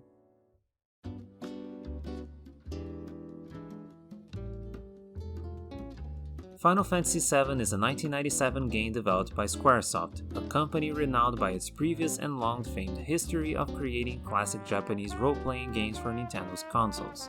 Squaresoft was founded by Masafumi Miyamoto as the video game software division of Denyu Sha, an affiliate of the Shikoku Electric Power Company from the Tokushima Prefecture. They started in the gaming landscape developing two text adventure titles, The Death Trap and Will, The Death Trap 2, for computer platforms exclusive to Japan. From the get-go, the company hired university dropouts Hironobu Sakaguchi and Hiromichi Tanaka to join the development team. Sakaguchi dealt with producing, designing, and writing the games, while Tanaka dealt with programming. The first game's success warranted a sequel, which not only was a commercial success, but also a pioneer in the industry, being the first animated Japanese PC game to ever be produced. It became clear from that point onwards that Square would already be aiming to be one of the leading companies in the industry in terms of computer graphics and technical prowess in animation and visual presentation. This aimed effort would define Squaresoft's history, yielding, among numerous things, the next major revolutionary technical leap to be attempted in the field of animation by Squaresoft way later with Final Fantasy VII's employment of CGI. After the release of the Death Trap 2, only 4 people from the Death Trap development team would remain in the company, with future Squaresoft games employing the talents of Sakaguchi and Tanaka extensively. Sakaguchi's beginnings as the lead writer, designer, and producer from the very first Squaresoft game would grant him know-how that would become his biggest asset as the company would explore other genres and projects. Every major game would get a significant technical and administrative participation from Sakaguchi, leading him to become an unofficial supervisor of numerous areas of game development outside his official roles, especially within projects involving IPs that are of great significance to him professionally and creatively. His legendary legacy in the company would be built over the years, becoming an icon that newly hired developers would look up to in admiration. With the Death Trap games behind them, Square would publish 2 games that would shape their future endeavors. The first of them being Dragon Slayer, an action role-playing game developed by Nihon Falcom for the MSX, which would lay foundations for franchises like Ys and The Legend of Zelda in its gameplay and dungeon crawler elements with item management. This game became the first work to catch Square's interest in the role-playing genre. They would follow suit in that interest with their third developed game, Cruise Chaser Blasty. The game's modest success, even though it was a small endeavor, would, among many things, kickstart Square's long history of dedication to produce RPG games. The second Square-published game, Dexter, provided the first contact the company would have with Nintendo. This contact would give them the opportunity to develop for the first time as an independent company their next major title, King's Knight, for the Famicom, the biggest console in the Japanese market at the time. This tie to Nintendo's platform gave Square the opportunity to release a game in the West for the very first time. While the game wasn't a critical success, the support and opportunity to expand their audience clinched the relationship between Nintendo and Squaresoft for the next few projects. This partnership rendered Square's ventures in other types of games on the Famicom, some of which will be brought up later on in this video series given how FF7 seems to pull from Square's history for some of its mechanics, be it small scale in minigames or grander ones that affect the plot progression. To Squaresoft as a company, it was clear that their relationship and endeavors under Nintendo were going in a rather good direction. However, it was struggling with internal costs to develop its games, as none of them were major hits to give them a worthwhile return, and this status was the groundwork for Final Fantasy to be born. For years, Sakaguchi had pushed for a major RPG project under the modes of Wizardry and Ultima, Western classics of the dungeon crawler RPG genre that were deeply beloved by him and his companions. However, the Squaresoft heads deemed the attempt to be incredibly risky, as they considered that type of genre to not be profitable enough in Japan. Sakaguchi would resort to sci-fi and action RPGs, which became decent successes over the years. But it was only with the release of Dragon Quest by Enix Corporation that made the company heads change their minds on Sakaguchi's project. Dragon Quest wasn't the Japanese equivalent of Wizardry, but it was such a gargantuan success in the country that it was impossible for them to not see the potential in the project's appeal, and thus Final Fantasy began production. Prior to the game's development, Sakaguchi was in a period of self-doubt, as the games he made, while critical successes for the most part and aiming for new forms of storytelling and technology, weren't giving a significant financial return. He wasn't sure his storytelling skills were good enough or how good he was as a game developer in general. Square was facing bankruptcy and a lot of this weight fell on his shoulders, as Final Fantasy was finally given a go despite the company heads expressing doubt over his success for a while prior to development starting.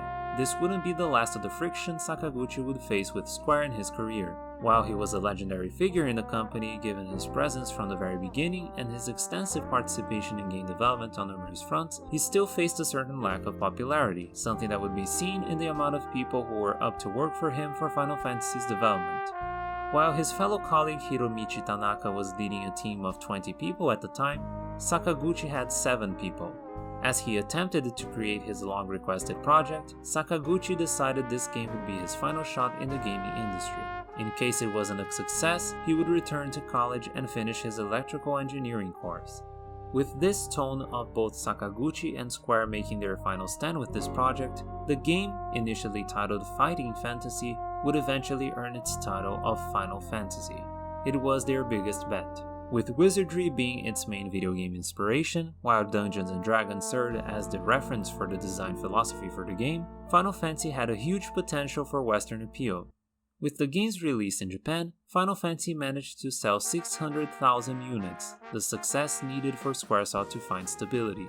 Sakaguchi would have enough reason to finally break free from his self-doubt days, as he saw that his passion gave him a significant return and recognition.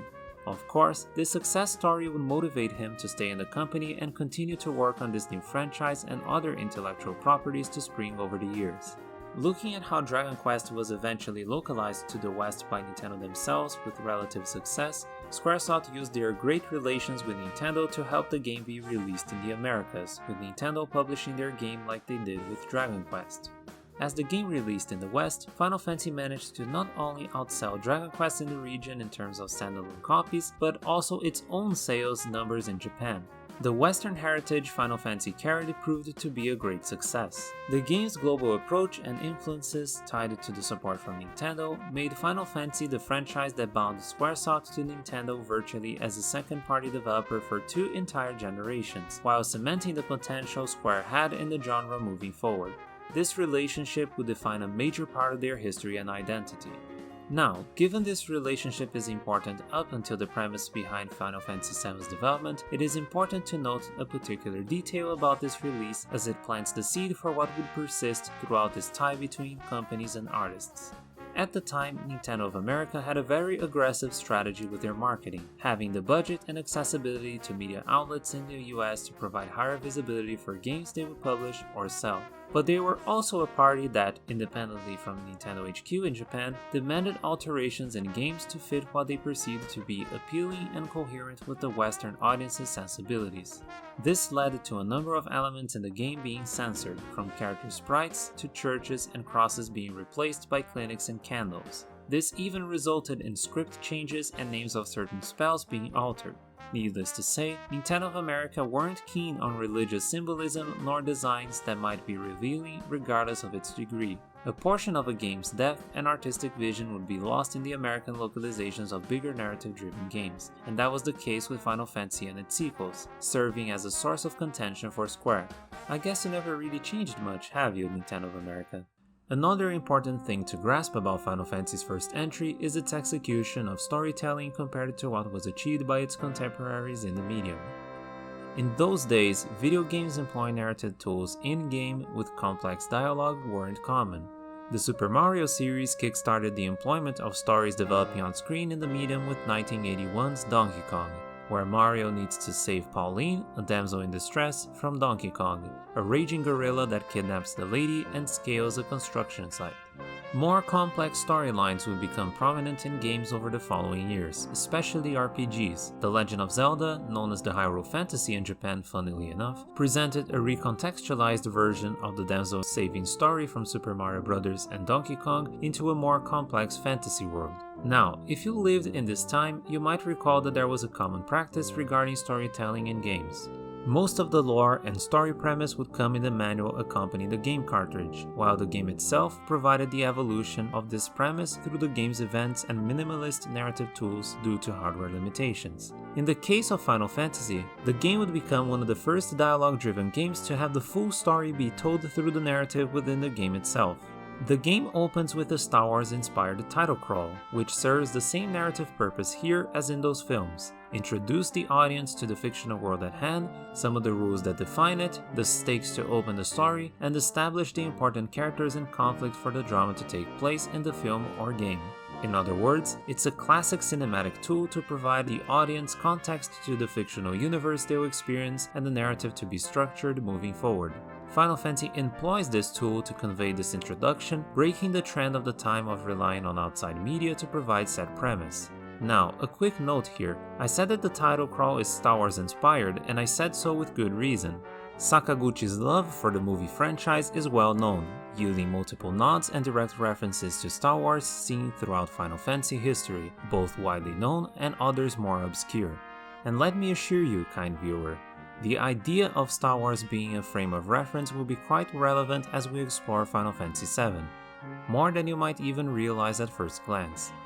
Getting back to where we were, the game opens with the plea to save a kidnapped princess, much like what you would find frequently in the medium at the time, especially surrounding fantasy storylines. This plotline, however, doesn't last long, as the player is able to find the princess in a nearby dungeon and bring her back to safety, which provides the heroes a segue into the grander story of retrieving the world's crystals and facing an ancient evil.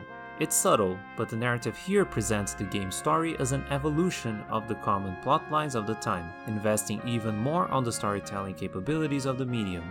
This illustrates a dedication that would be a part of the series' identity, one that would find in cinematic experiences as one of its main goals. And there is no better instance of showing the beginnings of this initiative than Final Fantasy I's opening credits, right when the player leaves the opening area. This iconic scene provided one of the most cinematic sequences of its time, with a striking shot of the main heroes embracing the view of the starting point of their journey, as they leave it behind to venture into new lands to fulfill a prophecy of warriors of light saving the land from darkness and misery.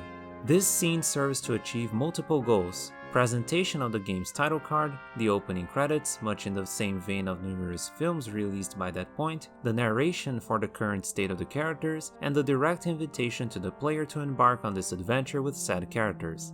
It's a cinematic sequence that takes advantage of its medium to enhance immersion and investment in the experience through a call for adventure.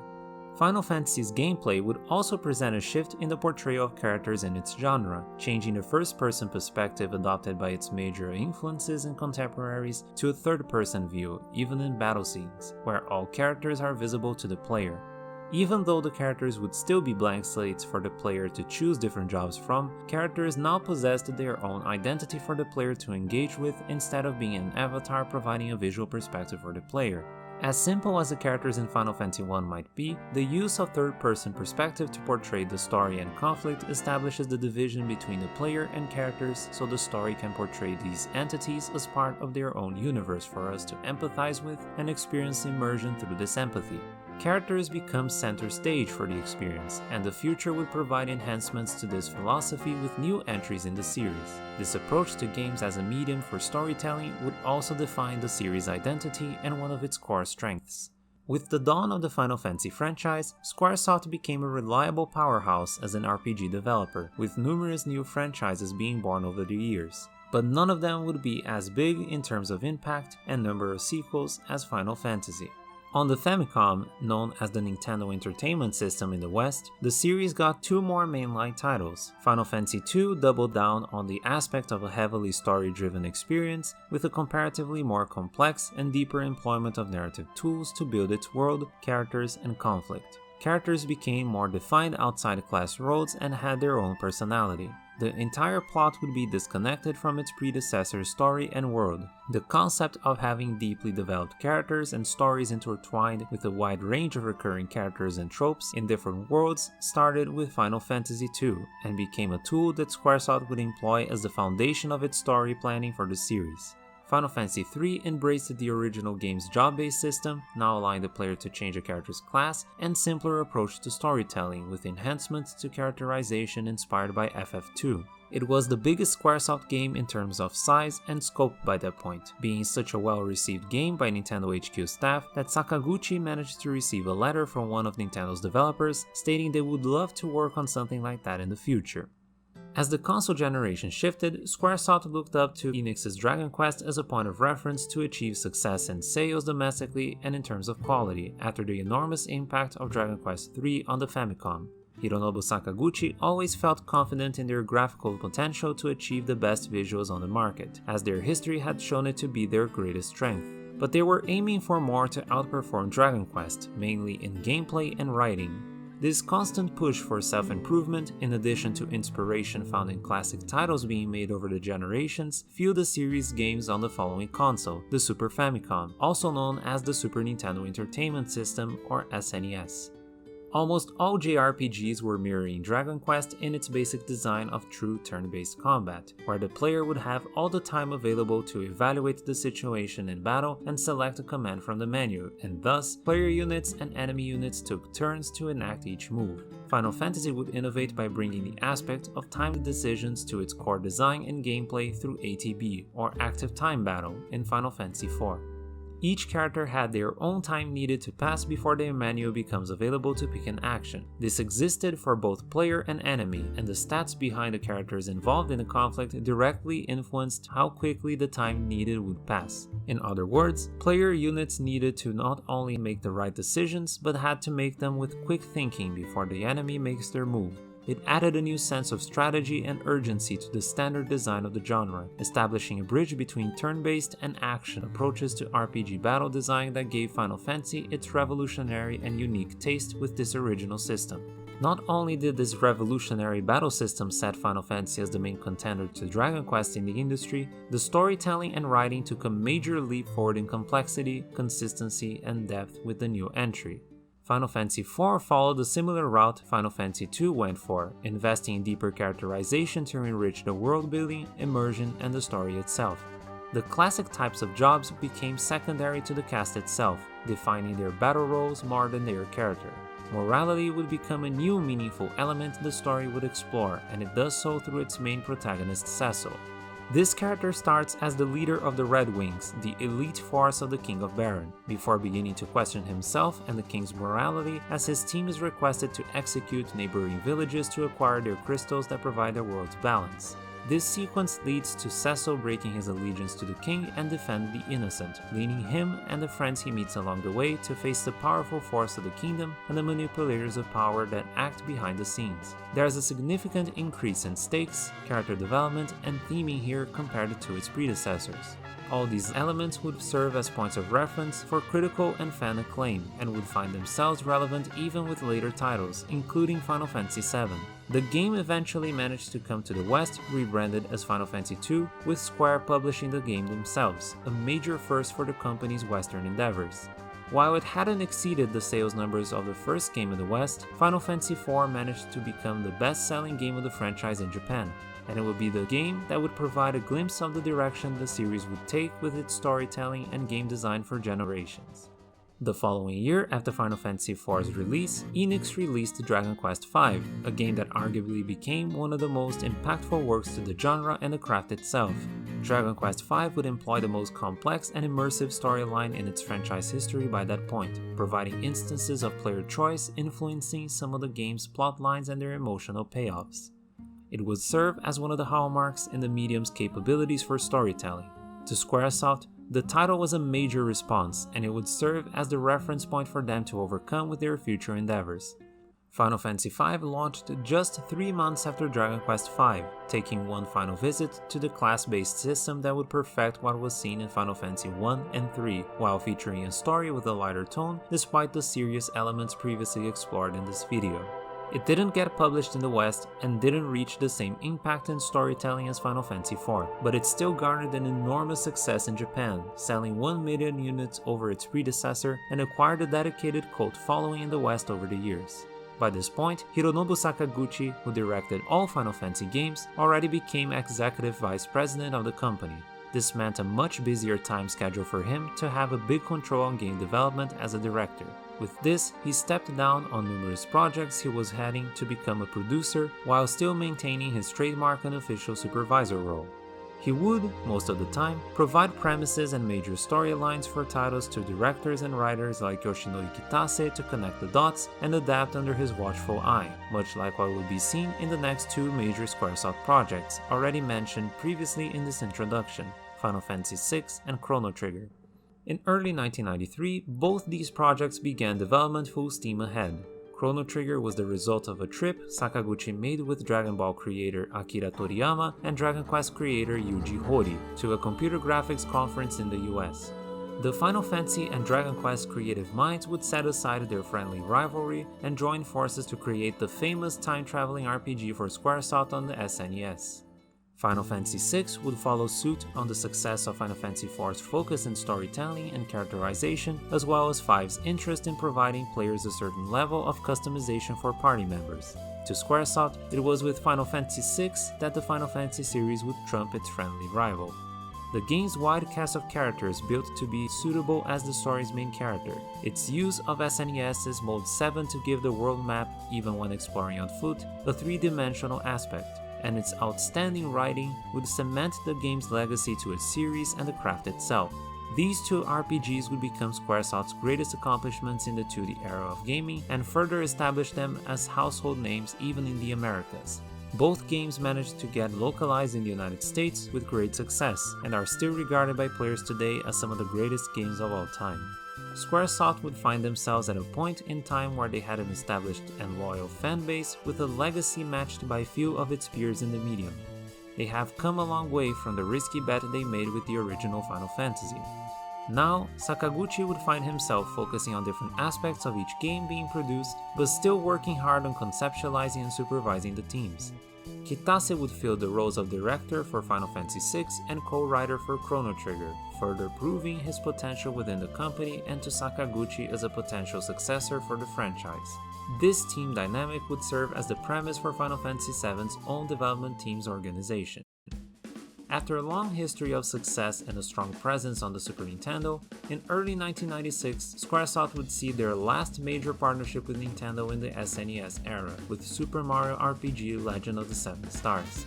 Nintendo wanted their Super Mario franchise to have a broader reach into other genres to reach new consumers, while also utilizing the success of the brand to propel the genre into a wider audience so people can get introduced to it.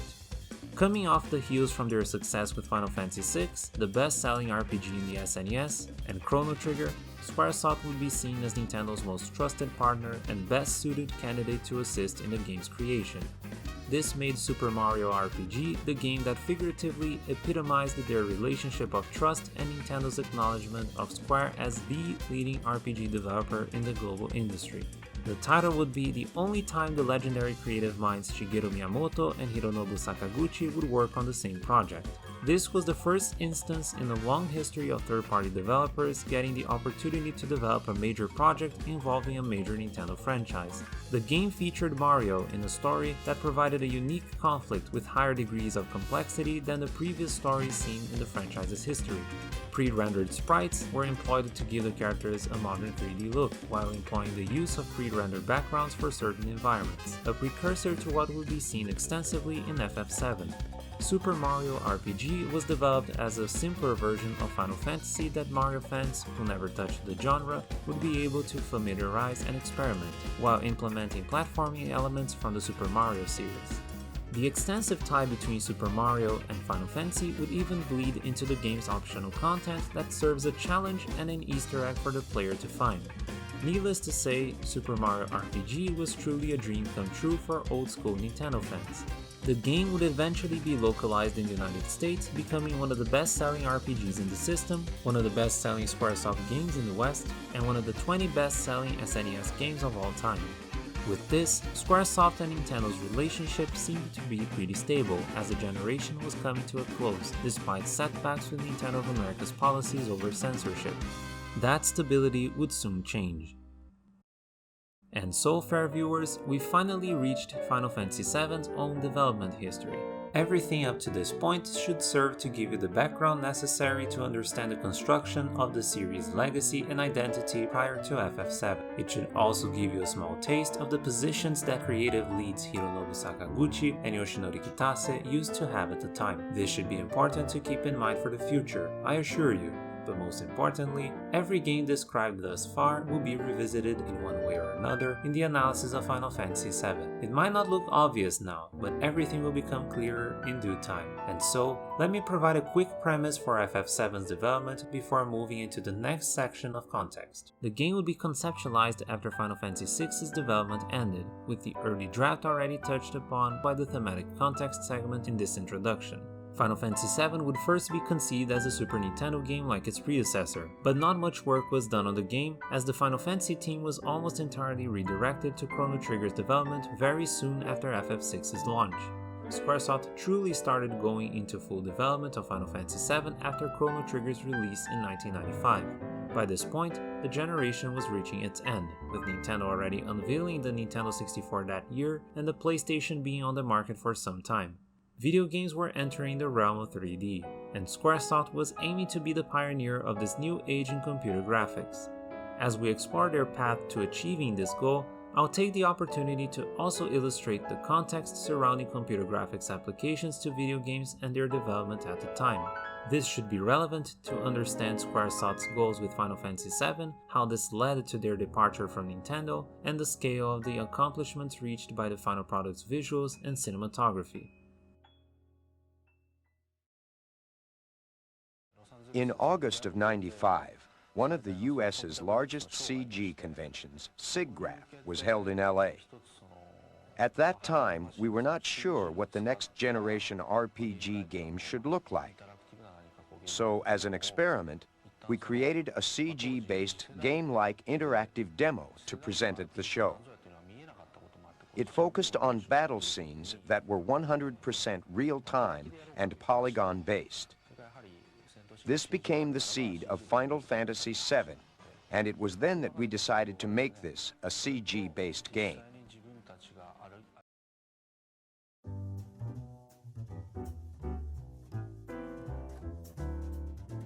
ACM SIGGRAPH, the annual computer graphics conference held in the US, was the aforementioned event Sakaguchi and his fellow devs attended before the creation of Chrono Trigger.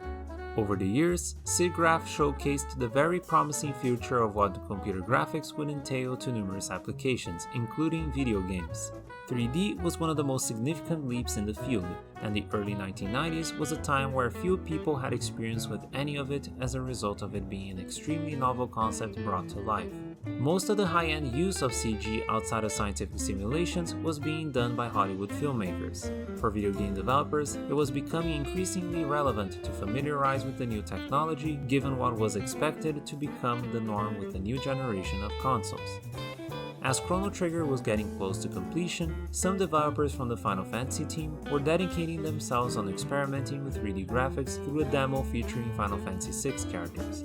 Under the guidance of Hironobu Sakaguchi and his newfound friend Kazuyuki Hashimoto, a computer graphics prodigy that was essential to Final Fantasy VII's technical development down the line, the team created an interactive demo for the 1995 ACM SIGGRAPH. This demo was the offspring of Sakaguchi's wish to emulate what Final Fantasy would look like in 3D and Hashimoto's ties to Silicon Graphics Incorporated, a company that, at the time, was renowned for their hardware making the computer graphics effects in films like Jurassic Park possible.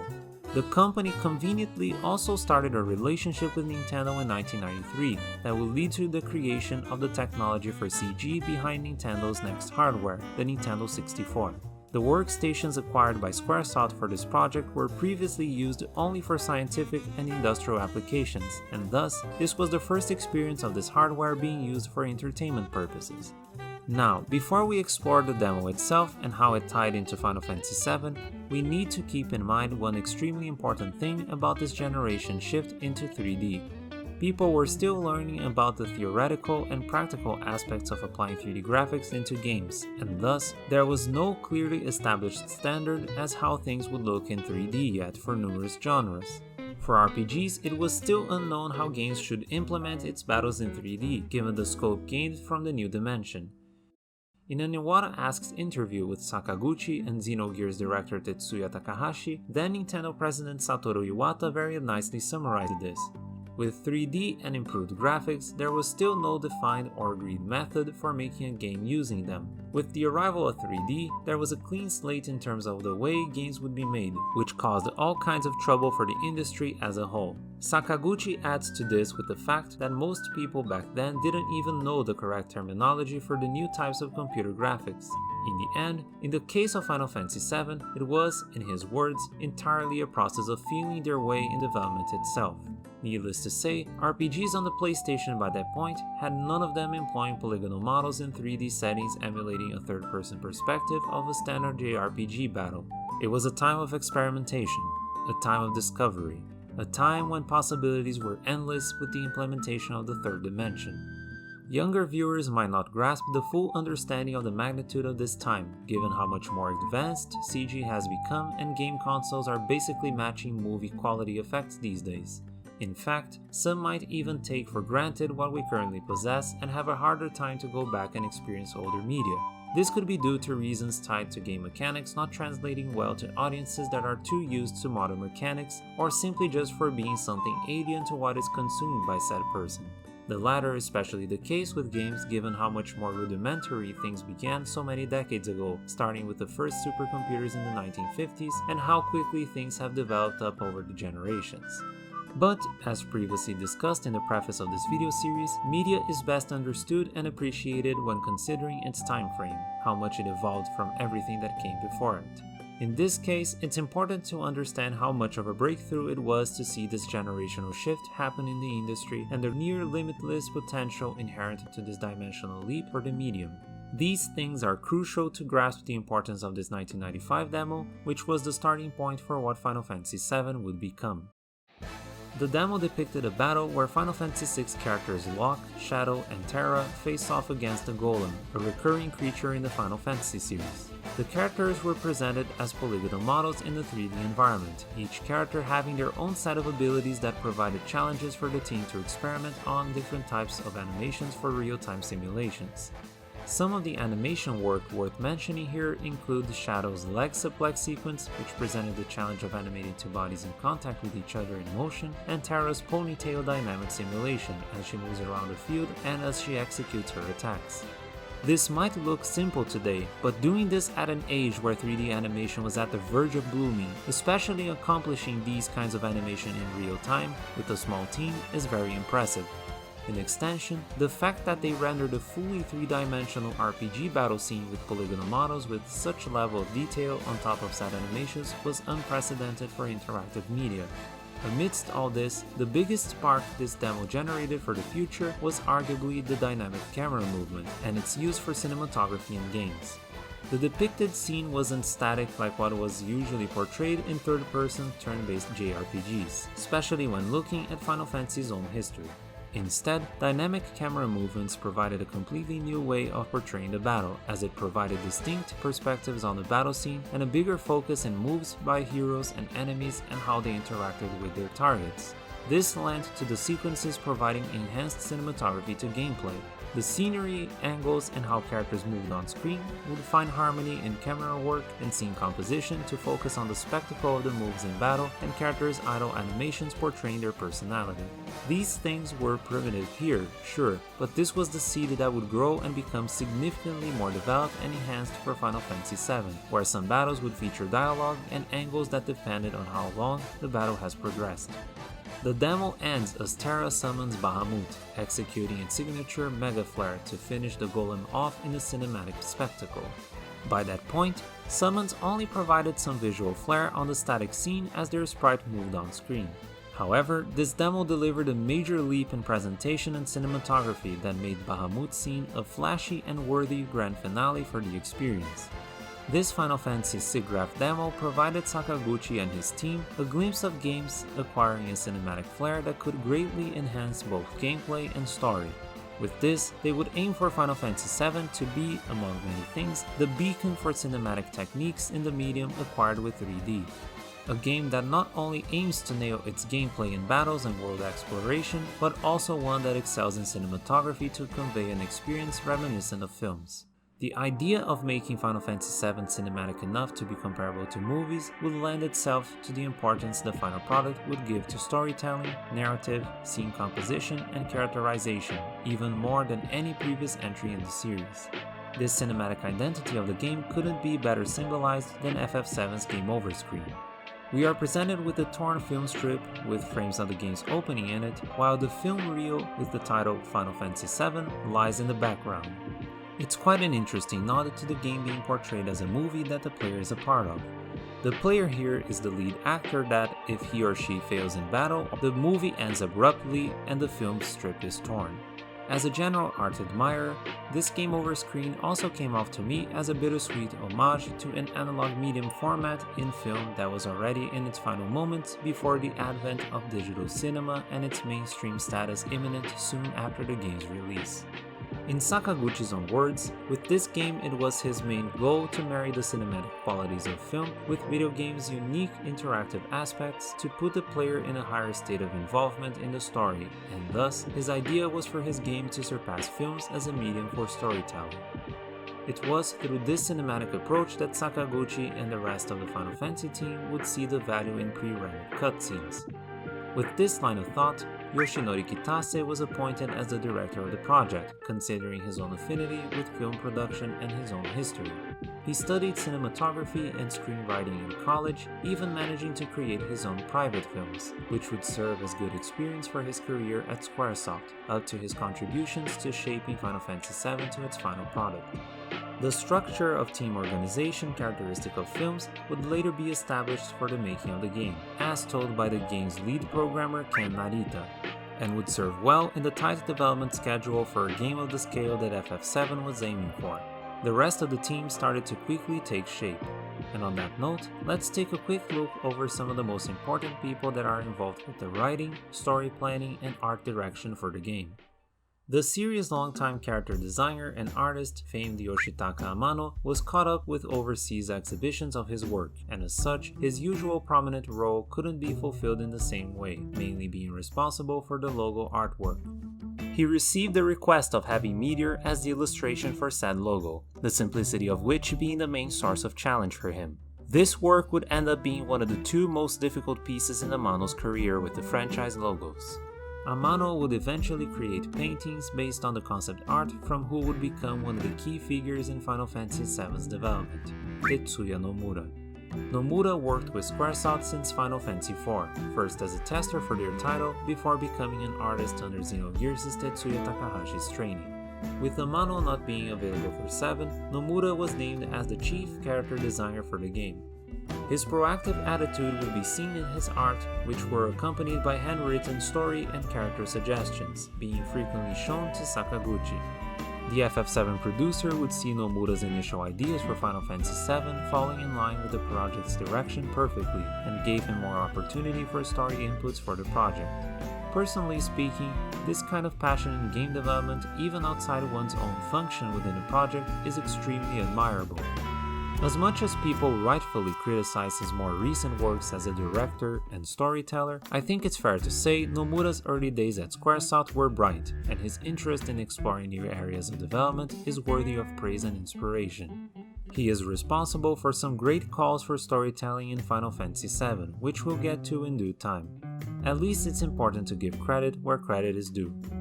Moving on, the designs Nomura worked on for all characters would aim to satisfy two conditions, the first of which being to make said designs viable to be reproduced by the in-game graphics to a high degree. This was to bridge art and models in-game to a much higher fidelity compared to previous generations of games, including in the Final Fantasy series, when models were deformed, cartoony versions of concept arts of game characters. Differently from the more pastel and complex style that defined Amano's work for Final Fantasy, Nomura went for a look that mirrored what was seen in 1990s manga and anime, while maintaining some simplicity in characters' shapes, color palettes, and costumes, being more feasible to translate to the CG technology available at the time. This would become clear with the models employed in the battle sequences and the FMVs, or full motion videos, in Final Fantasy VII. But Nomura wasn't alone in this work, as the game's art director Yusuke Naora also assisted in the character design. The second condition when working on the character design was to fit the world design Naora was aiming for. A lot of the visual cues from the world's aesthetic and Naora's art direction bled into how the characters would end up looking, making them feel like organic counterparts to this rich fictional universe they were creating. I'll explore deeper into how these characters' personalities are built up by the story and how it relates to their design in the analysis itself. For now, it's important to grasp the philosophy that drove how these characters were conceptualized, practicality with what CG could do at the time, and fitting into the world design provided by Naora's framework. As previously mentioned, Nomura would not only handle character designs, but his suggestions in character creation and backstory would lead him to attain an active role in the game's main story events with director Kitase and producer Sakaguchi.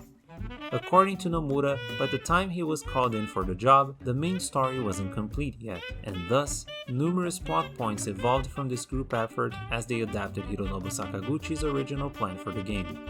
With a good part of the main story and backstory for the characters complete, FF7 director Kitase appointed Kazushige Nojima as the game's scenario writer, being known for his role as director for the SNES title Bahamut Lagoon, and as a writer for the Glory of Heracles series.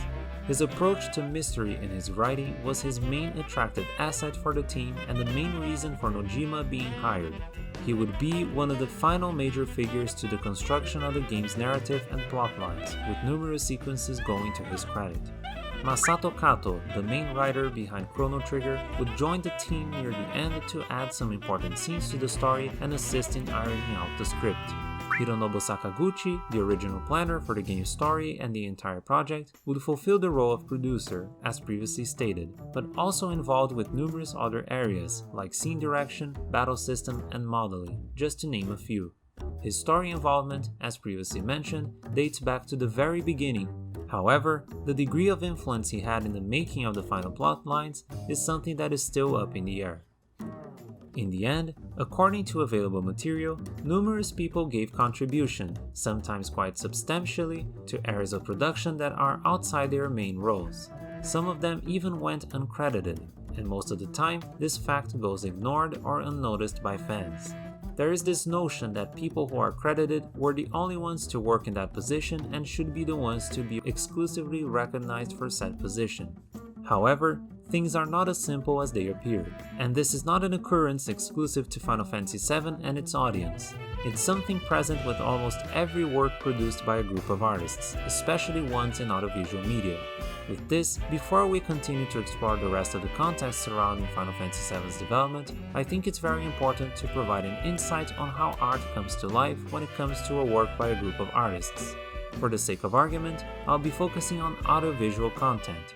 This should be relevant for understanding the contributions provided by some of the key developers throughout the analysis, but most importantly to assist you, the viewer, when making a future assessment on art that demands teamwork to become a reality. Of course, what I'm about to lay out should be very important when analyzing the 2020 remake. You can count on it. With this in mind, let's begin. When making an assessment on a particular art piece, it is common to attribute its success or failure to a centralized figure, such as a credited director or writer, for example.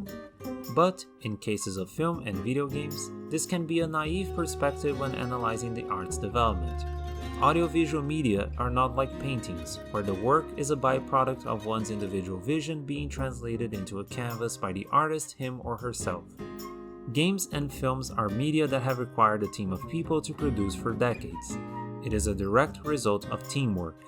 Even Undertale, often stated by some to be the exclusive result of Toby Fox's work, was actually produced with the assistance of a team of artists. This habit of attributing certain facets of a work to a particular few has been common in film culture, but not as strong as it is with gaming, and with good reason. Games as a medium in its inception up until around the late 80s demanded a team of around 3 to 10 people on average, as seen with games like Super Mario Bros. And the first few Final Fantasy games on the Famicom. This eventually grew considerably over the generations of new hardware and with the evolution of computer graphics, to the point where each of the work's different building blocks also became a product of a team of people. But with every game and film, there is a lot of communication and influence from different people that aren't credited for the same work. It's a process of interchangeable ideas that come from different people in different fields that culminate in the final product the audience consumes. The degree of outside influence that certain fronts of a given work are subject to depends a lot on the corporate culture and the individual people involved in the project. Some companies can hold a tighter grip on the use of their IP than others. Some directors are more open-minded with feedback and determining the level of communication between the artists in the project's team. We even have certain project roles that are fulfilled under different philosophies determined by those who hold the position or its superiors. It really comes down to a case-by-case basis. For example, a film can have a producer that is more involved with administrating the team organization, mentoring, business, and expenses rather than having a substantial active participation in the work's creative process. Steven Spielberg, in the producing role of films like Letters of Iwo Jima and Flags of Our Fathers, fulfill these criteria. Other films can have a producer more involved in the creative aspects in all levels of the work to the point of being a borderline non-official director. Tom Cruise in the producing role for films like Mission Impossible Rogue Nation. Chris and I have the same sensibility in storytelling and the same love of films and the same kind of movies. In the nicest possible way, we push each other. And I invite that from the people, I work with. And he does also, to say, like, bring me ideas. Don't, I want to hear how you feel about this. We're taking that audience, and there's a trust that I feel, and I want to pull them in the same way that I want to be on the edge of my seat when I'm watching a movie. I want to deliver that for an audience.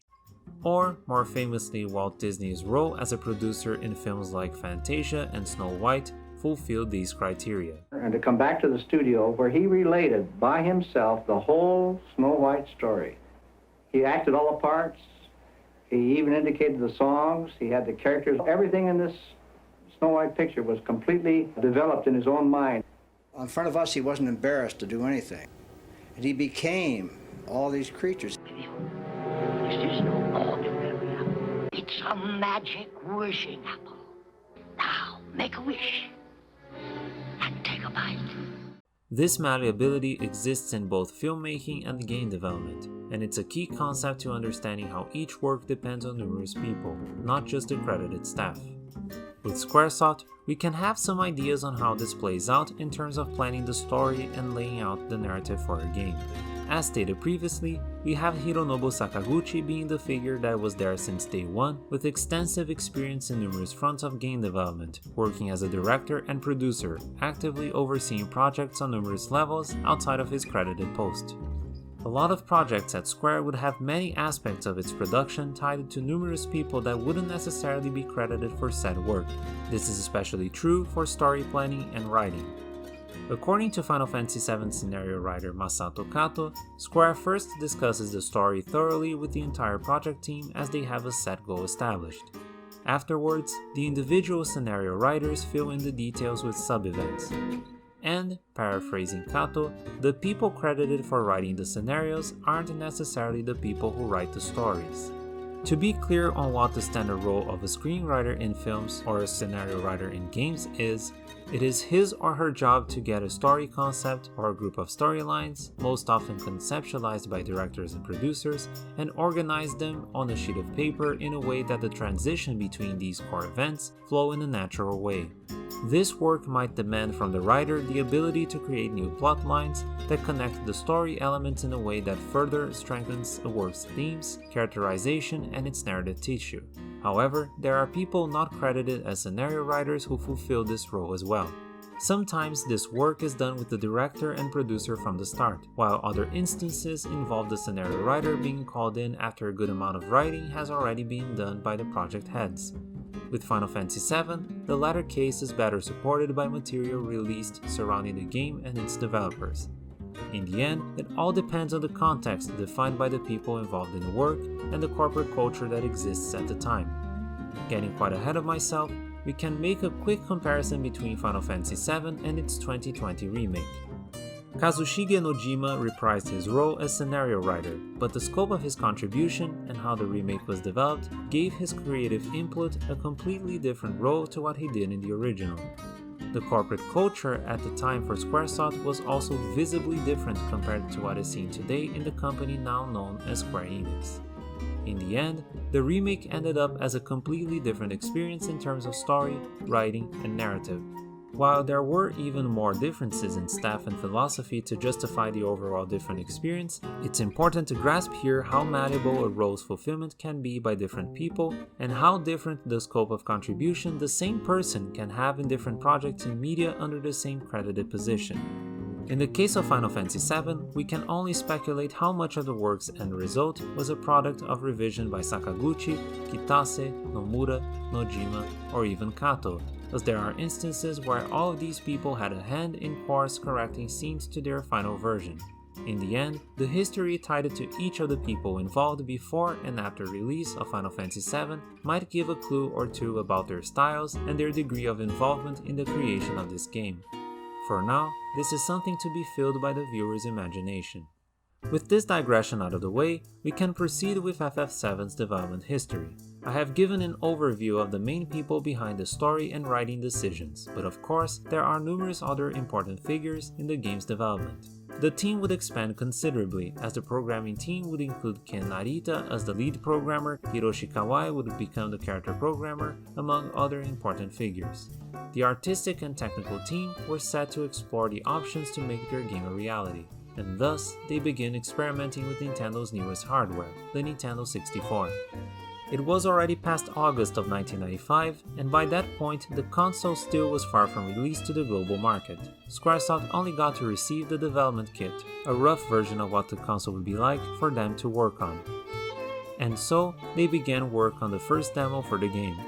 It was a battle sequence featuring a team of 3 characters, much like the team configuration from the aforementioned SIGGRAPH demo that was developed so little time prior, against an enemy behemoth, a classic Final Fantasy foe. This demo would feature the first models for characters featured in the story plans that the team managed to get ready by this point in time. This is where Cloud Strife, Final Fantasy VII's protagonist, Barrett Wallace, a major character that is introduced in the very beginning of the story, and Red 13, a character who also plays a major role for a significant portion of the game, had their first polygonal outing. This would serve as the starting point for the evolution of the polygonal models for characters up until the in-game look we know of today. Tetsuya Nomura would even reference how he changed the Cloud and Barrett's models that were done for this demo, as they seemed a little on the short side, most likely due to early models fitting the Nito Shin style of character representation, defined by the deformed proportions of character bodies that were pretty much staple for the Final Fantasy series up to that point. The Behemoth was an impressive model worked by Tetsuya Nomura, reaching over 2,000 polygons, a very high count compared to what would be seen as a standard N64 model over the following years. This Nintendo 64 demo would be worked in secret for around 2 months, as their goal would be to finish it in time to present it at the next Nintendo's Space World, the trade show that Nintendo would unveil its next generation software for their upcoming console. However, the demo wasn't showing great results, as the hardware at hand wasn't providing enough power to emulate the scene the way they wanted with a stable frame rate. By that point, character programmer Hiroshi Kawai already started testing the machine's raw abilities, porting over the assets from the SIGGRAPH demo to the Nintendo 64 with a new Leviathan model, and it was clear that the performance on the base kit wasn't going to work out the same way as the SIGGRAPH demo showed. They had to find ways to optimize their assets to make it work in time. With the little time left before Space World, the team at Squaresoft would drop the work on the N64 demo. On a side note here, Nintendo's Super Smash Bros., arguably the crossover project with the biggest scope in media, included Cloud as the first Square Enix character in the game, and it was a major surprise at that point because so many of the younger Nintendo fans associated him with Sony instead of Nintendo. Getting a bit ahead of myself, despite the Final Fantasy franchise having been heavily associated to Nintendo for a decade and 2 generations of Nintendo fans, the original Final Fantasy VII did indeed make the jump to PlayStation over the Nintendo 64, and has been seen as a major reason for the PlayStation 1's success. But this N64 demo can be technically defined as Cloud's real origin. It just wasn't released to the public, that's all. Please add SEPHIROTH to Smash next to Nintendo.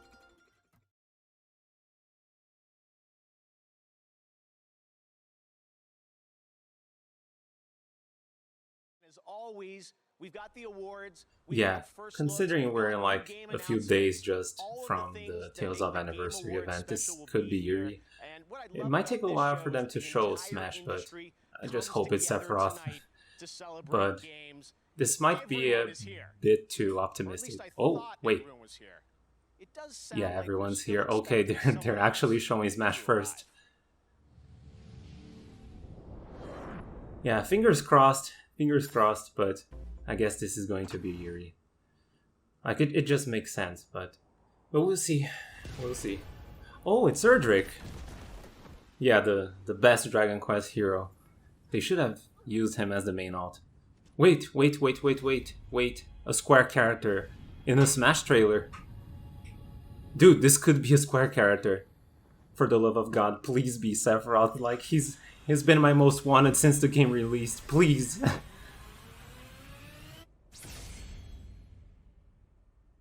Oh my god. Oh my god, someone actually one-shotted. It's him! Oh my god! Oh my god, I can't believe this. Oh my god, he even said his name. Please, Sakurai, don't pull the rug from under me. Dude, just please, not a boss. Oh my god. Yeah! As you can see from my very tame and calm reaction, I was pretty happy with this little event. I'm deeply grateful for Nintendo, Square, and Sakurai's team for bringing my request to reality before I even made it public through this video. If you wish to see the rest of the reaction and commentary on SEPHIROTH and Smash, I'll be uploading the full thing very soon. And on that note, let's continue. With the N64 demo being brought to light here, I think this is a good opportunity to bring a sort of quest for those who are interested in this elusive piece of history. After all these years, it would be a blessing to fans and gaming historians if there is any existing build of this N64 demo out there to be found. Many early builds of games and ports that were scrapped eventually end up in the market somewhere out there, lost in the wilderness until someone finds this treasure and brings it to light. Indulging on the quest to find this piece of history would be a worthwhile endeavor that, if successful, would provide a glimpse at an important episode in one of the most important works in this medium. Of course, this quest means strictly a search for a build that has been circulated without resorting to illegal activity, and of course, such activity is discouraged and unacceptable. My Discord server will, among many things, be available for discussion in case of any new findings. Alright, digressions on the N64 demo over.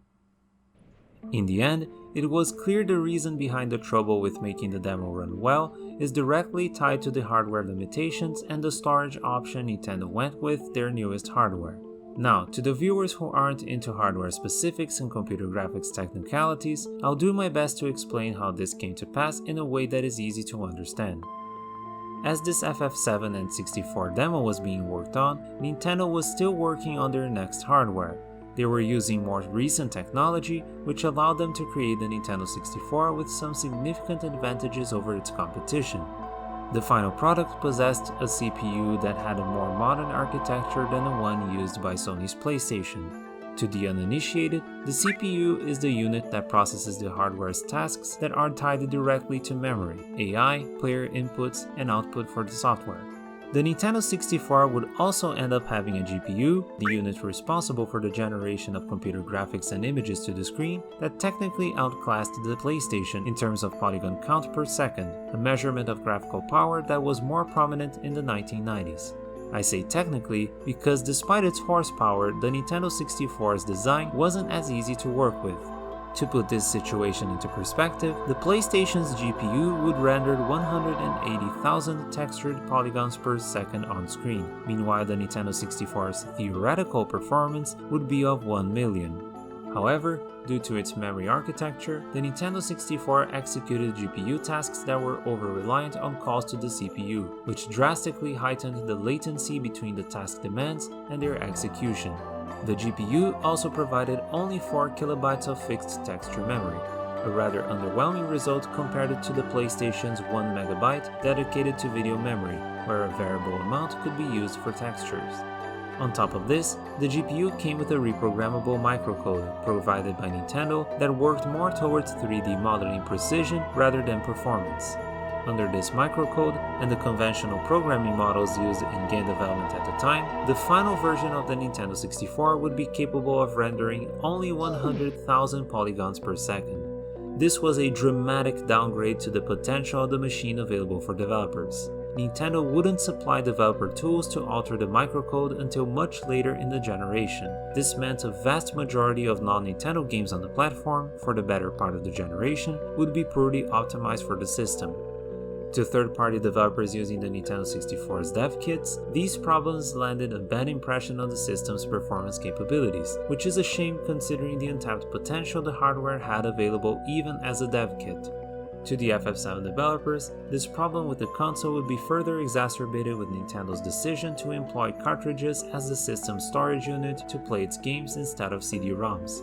Now, to understand the situation better, it's important to remember the storage media's history and their relationship with Nintendo, as these things would define the reasoning behind Square's interest with CDs, Nintendo's struggles with the storage unit, and FF7's fate as a project.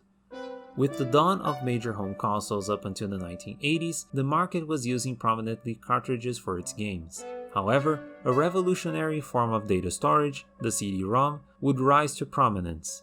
The technology, licensed by Sony and Philips in 1980, would be introduced as we know it by Sony and Danon at a computer show in 1984. Sony would make the 1980s its grand decade as it grew tremendously in the home theater industry with their VCRs, sound systems, and TVs, making them a household name as an electronics manufacturer. Their Walkman cassette player and portable radio, as well as their Discman CD player, would propel them even further as the leading company in media consumption. They were the established masters of CD-ROM and audio CD technology. In the gaming industry, Nintendo would be one of the first to attempt using CD-ROMs in large scale for their consoles.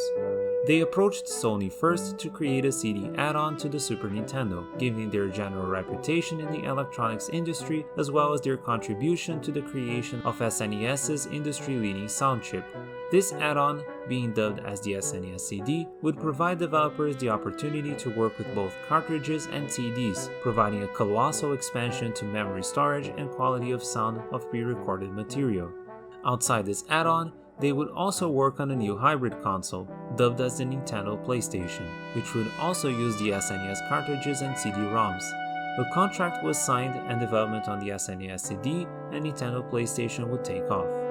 However, prior to the 1991 Consumer Electronics Show, or CES for short, Nintendo President Yamauchi read that contract and realized that Sony would acquire complete control over any title produced in the SNES CD-ROM format, something that wasn't being made clear by most people involved in the deal.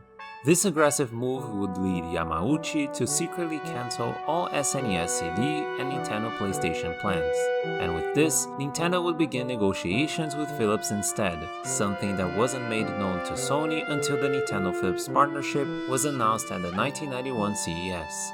Sony would eventually use this project and assets to make the PlayStation their own console. Meanwhile, the Nintendo-Philips partnership led to the creation of the CDI Philips, a CD console that, ironically, gave Nintendo full control over the licensing of titles on the platform. The CDI would end up being a massive flop to both Philips and Nintendo, and thus we reached the point in time where Nintendo, as they developed the Nintendo 64, were considering whether CD-ROMs or cartridges were the better option as a storage media for the console's games. It's likely that they chose to maintain using cartridges due to the recent troubled attempts at making a CD-ROM platform, but verifiable evidence better supports the case for Nintendo choosing cartridges as an attempt to win the piracy war, which was gaining a much larger scope as the developing countries had rapidly growing markets with an increasing presence of counterfeit software. It's important to note that, as they unveiled their console in 1995, Nintendo announced they still had plans to release a more advanced iteration of the Nintendo 64, the N64 disk drive, utilizing magnetic disks in conjunction with the standard console to enhance its memory capabilities. This version of the console would suffer constant delays and alterations in its hardware specifications provided by the dev kits, before launching only years later after their standard version launch. In the end, the base N64 went with the most advanced iteration of cartridges, providing the fastest loading times in the generation of consoles, despite its limited memory capacity. With this in mind, the events following the N64 demo's failure become clearer. The limited memory capacity became the main concern to the Final Fantasy VII developers once they started evaluating the system outside raw performance of the demo. To put it into perspective, the SIGGRAPH demo alone demanded 20 megabytes of storage. Meanwhile, the Nintendo 64 cartridge handled up to 64 megabytes. The magnetic disks of the 64DD would expand this capacity by 150 megabytes, according to initial marketing. But, as it released, that expansion capacity was reduced to 64 megabytes. It was an appalling situation, especially because they intended to bring to life their cinematic vision to the game through pre-rendered FMVs, which were animated sequences of films that took a lot of memory space to store. Considering how this project would end up being the biggest game in length and size compared to its predecessors, this problem was far bigger than even the developers could have realized back then. However, it became obvious that they needed a ton more horsepower from the console and, given their relationship with Nintendo, it would be best to try to convince Nintendo to reconsider their storage option for the Nintendo 64. And so, they tried.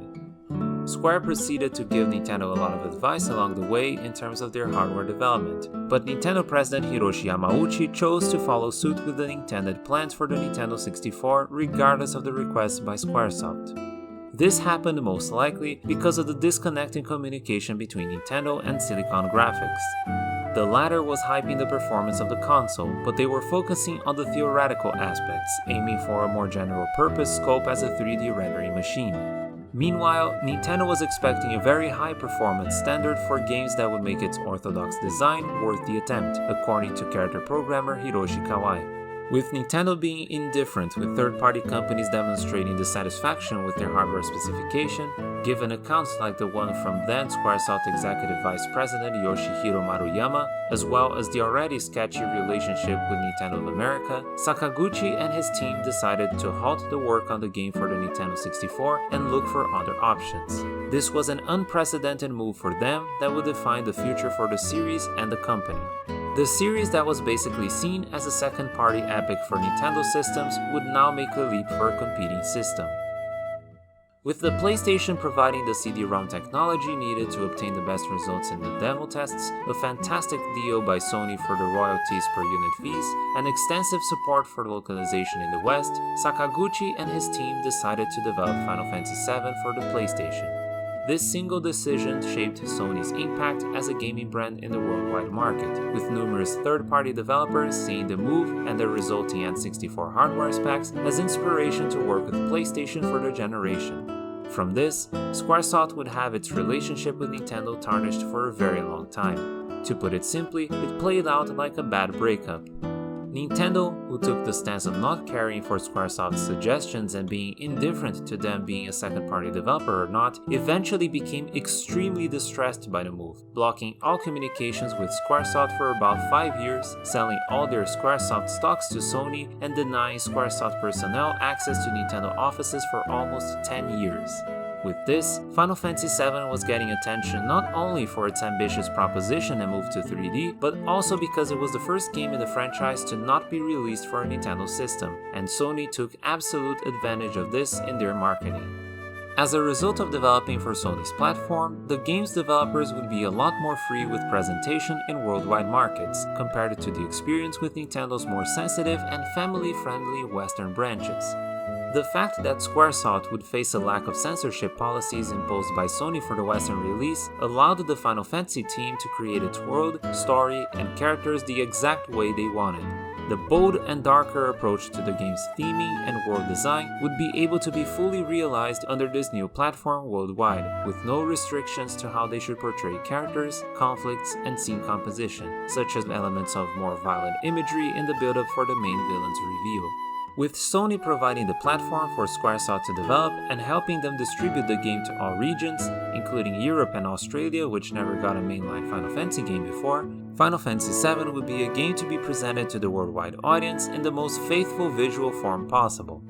Translation issues were still present, of course, but at least the assets and storylines were unharmed by external restrictions, which solidified the fidelity for a good chunk of the game's presentation to its audience.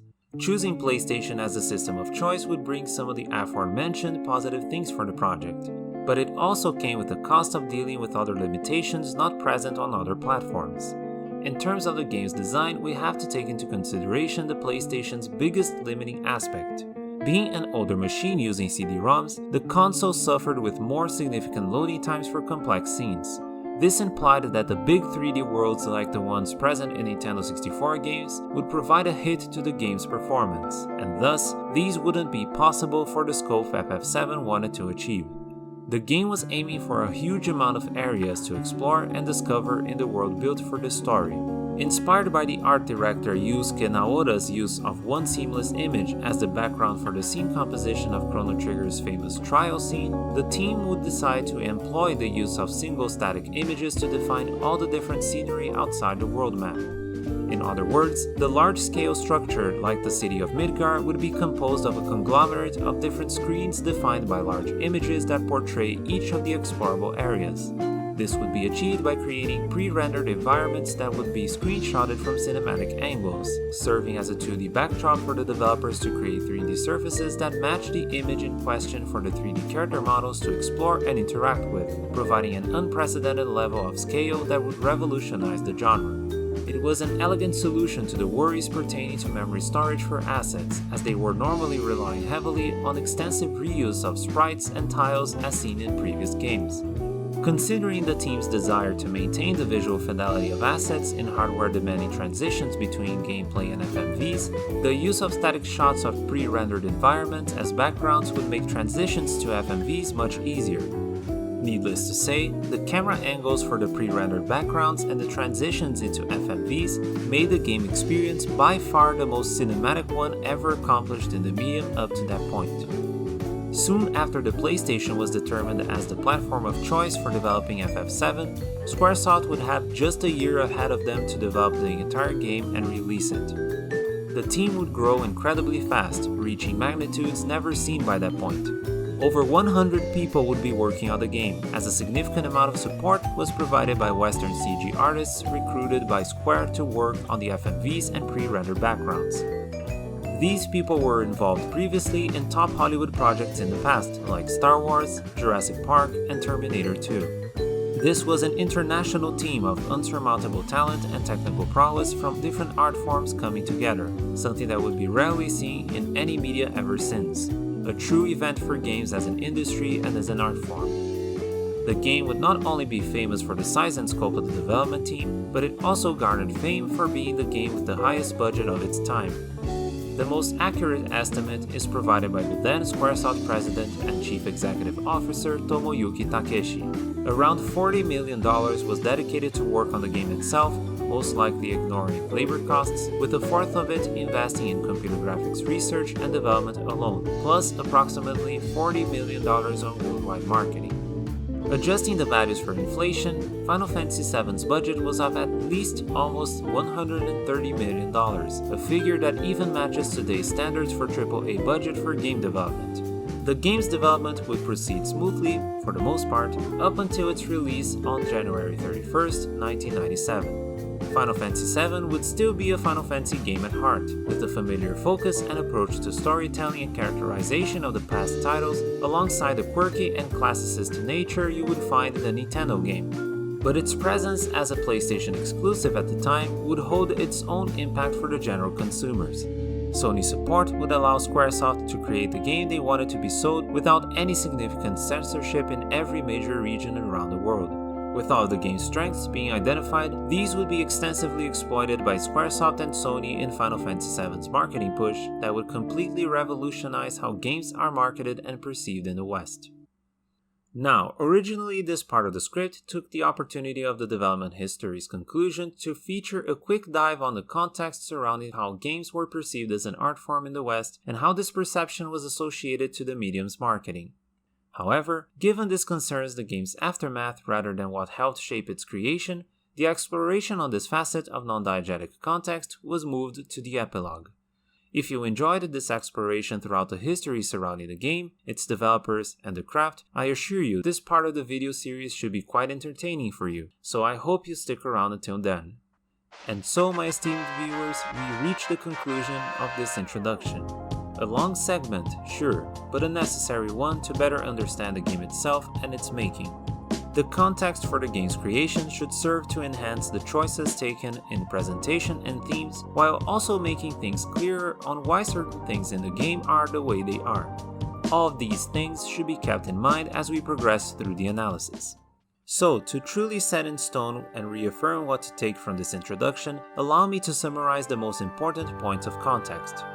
Final Fantasy VII was conceptualized and released amidst the dawn of a new artistic movement in Japan starting in animation and manga, and the game would arguably serve as the movement's mainstream debut to the medium, spawning numerous other works from Squaresoft and other game studios inspired by it. The game would focus thematically on the value of life, the inevitability of death, how those two concepts coexist and relate, and the search for identity. It is a mainline entry in a franchise that built its history and reputation on its characteristic take on battle system and storytelling, being highly associated to Nintendo for generations prior. As gaming ventured into 3D, the medium's potential for cinematography burst with the advent of more complex camera movement, visual depth, and incredibly sophisticated visual effects for its time. Given the thematic approach intended since the game's conception and the heavily cinematic experience Squaresoft aimed for their next Final Fantasy, Nintendo employing cartridges for their first 3D gaming console, among numerous things, motivated Square to make the jump to Sony's PlayStation. This is a system that would allow them to produce FMVs for the more cinematic sequences in the story, despite long loading times, while having the support from Sony to distribute the game in all regions. By the time of the game's release, Final Fantasy VII was the game that had the highest budget and the largest team of developers working on it, from Squaresoft devs in Japan to Hollywood artists assisting in the creation of FMVs and pre-rendered environments. This entire history yields an important observation. The developer's cinematic aspirations indirectly resulting in such a drastic change of relationship with a close partner is indicative of said aspirations being not only central to the experience, but also fulfilling some of the work's most important goals. With this in mind, it's fair to assess the game with its cinematic aspects as some of its most important and defining traits to be judged upon. As much as the game's development was gifted with the highest budget ever seen in the medium by the time of release, these cinematic aspects yielding outstanding execution and solid functional structure to the work rely on abilities that don't correlate by direct proportion to the money injected in the project. To fulfill said cinematic aspirations, the work demands excellence from writers, producers, and directors to convey the story they wish to tell in the cinematic and narrative framing they envisioned. In conclusion, Final Fantasy VII's heavy investment in story, writing, and presentation to build its experience and identity justifies my focus on these specific elements when analyzing the work in this video series. With all of the context in mind, we can finally analyze Final Fantasy VII to the best of one's ability as if it were being experienced in 1997. I expect this to be an enriching experience to people both familiar and unfamiliar with the work. For the sake of fidelity to the original experience and artistic intent, I will be using footage from the original PlayStation version. Given the official translated script for the game lost a lot of the nuance provided by the original Japanese script in certain important moments, the original PlayStation version footage I'm using features a retranslated script. The retranslation I'm using for part 1 of this video series is provided by the RO4C version of the Be a Cause relocalization effort made by fans who are fluent in Japanese. It's not the latest version of the retranslation, of course, as that would be the RO6I version. But the version I'm using is the newest one that works on the original PS1 with any footage on YouTube, so I hope you understand. As it is an older version, the script wasn't fully retranslated, with some inaccuracies still present. The occasions where the retranslation at hand still misses a few relevant details, from what I'm able to spot, I'll be sure to direct your attention to each case and reference them accordingly. The definitive version of the retranslated script, RO7, should be compatible to the original PS1 version, and thus I'll be using that in the rest of this video series once a playthrough on that version is made available on YouTube. I would like to take this opportunity to express my sincere gratitude for the people involved in this retranslation, and special thanks to DLPB, Luxy, and Chapibara specifically for assisting me with the retranslated script and pointing out what is missing from the older version of the retranslation. Fair warning though, many character names you see on screen will be based on a closer representation of the original Japanese names of these characters. I know this can bother some people, so I'm just laying it out there ahead of time just in case.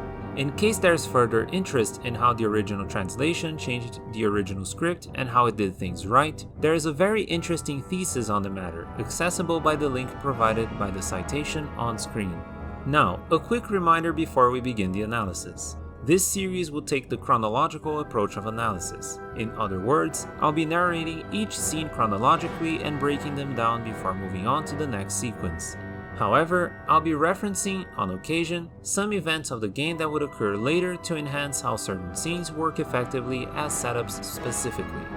It's also important to recall that Final Fantasy VII is a colossal game with numerous characters to meet, battles to encounter, and areas to explore, and thus, not all of these elements serve the main story's progression. There are numerous dialogue instances and sequences that simply exist to serve the gameplay itself. most battles exist to provide the player experience to become stronger and a glimpse of the creatures that roam the world of Final Fantasy VII. For this reason, I'll be focusing my analysis solely on the sequences of the game that pertain to world building, characterization, presentation, and the main story's progression. This includes select battles, dialogue exchange, and certain cases of environmental storytelling. As we go along, you, dear viewer, might not agree with everything I might conclude based on the content being presented, but I'll do my best to support what I have to say with what the work presents. Discussion is always open. If I'm guilty of a misstep on information being addressed, please let me know in the comment section. I'll make sure to address it when I can. As previously mentioned, elements that do not pertain directly to writing and narrative shall be addressed on some occasions during the analysis, only when necessary, but you will find the in-depth discussion on those very elements in the epilogue for your enjoyment. Without further ado, let's begin the chronological analysis and indulge in a journey through Final Fantasy VII.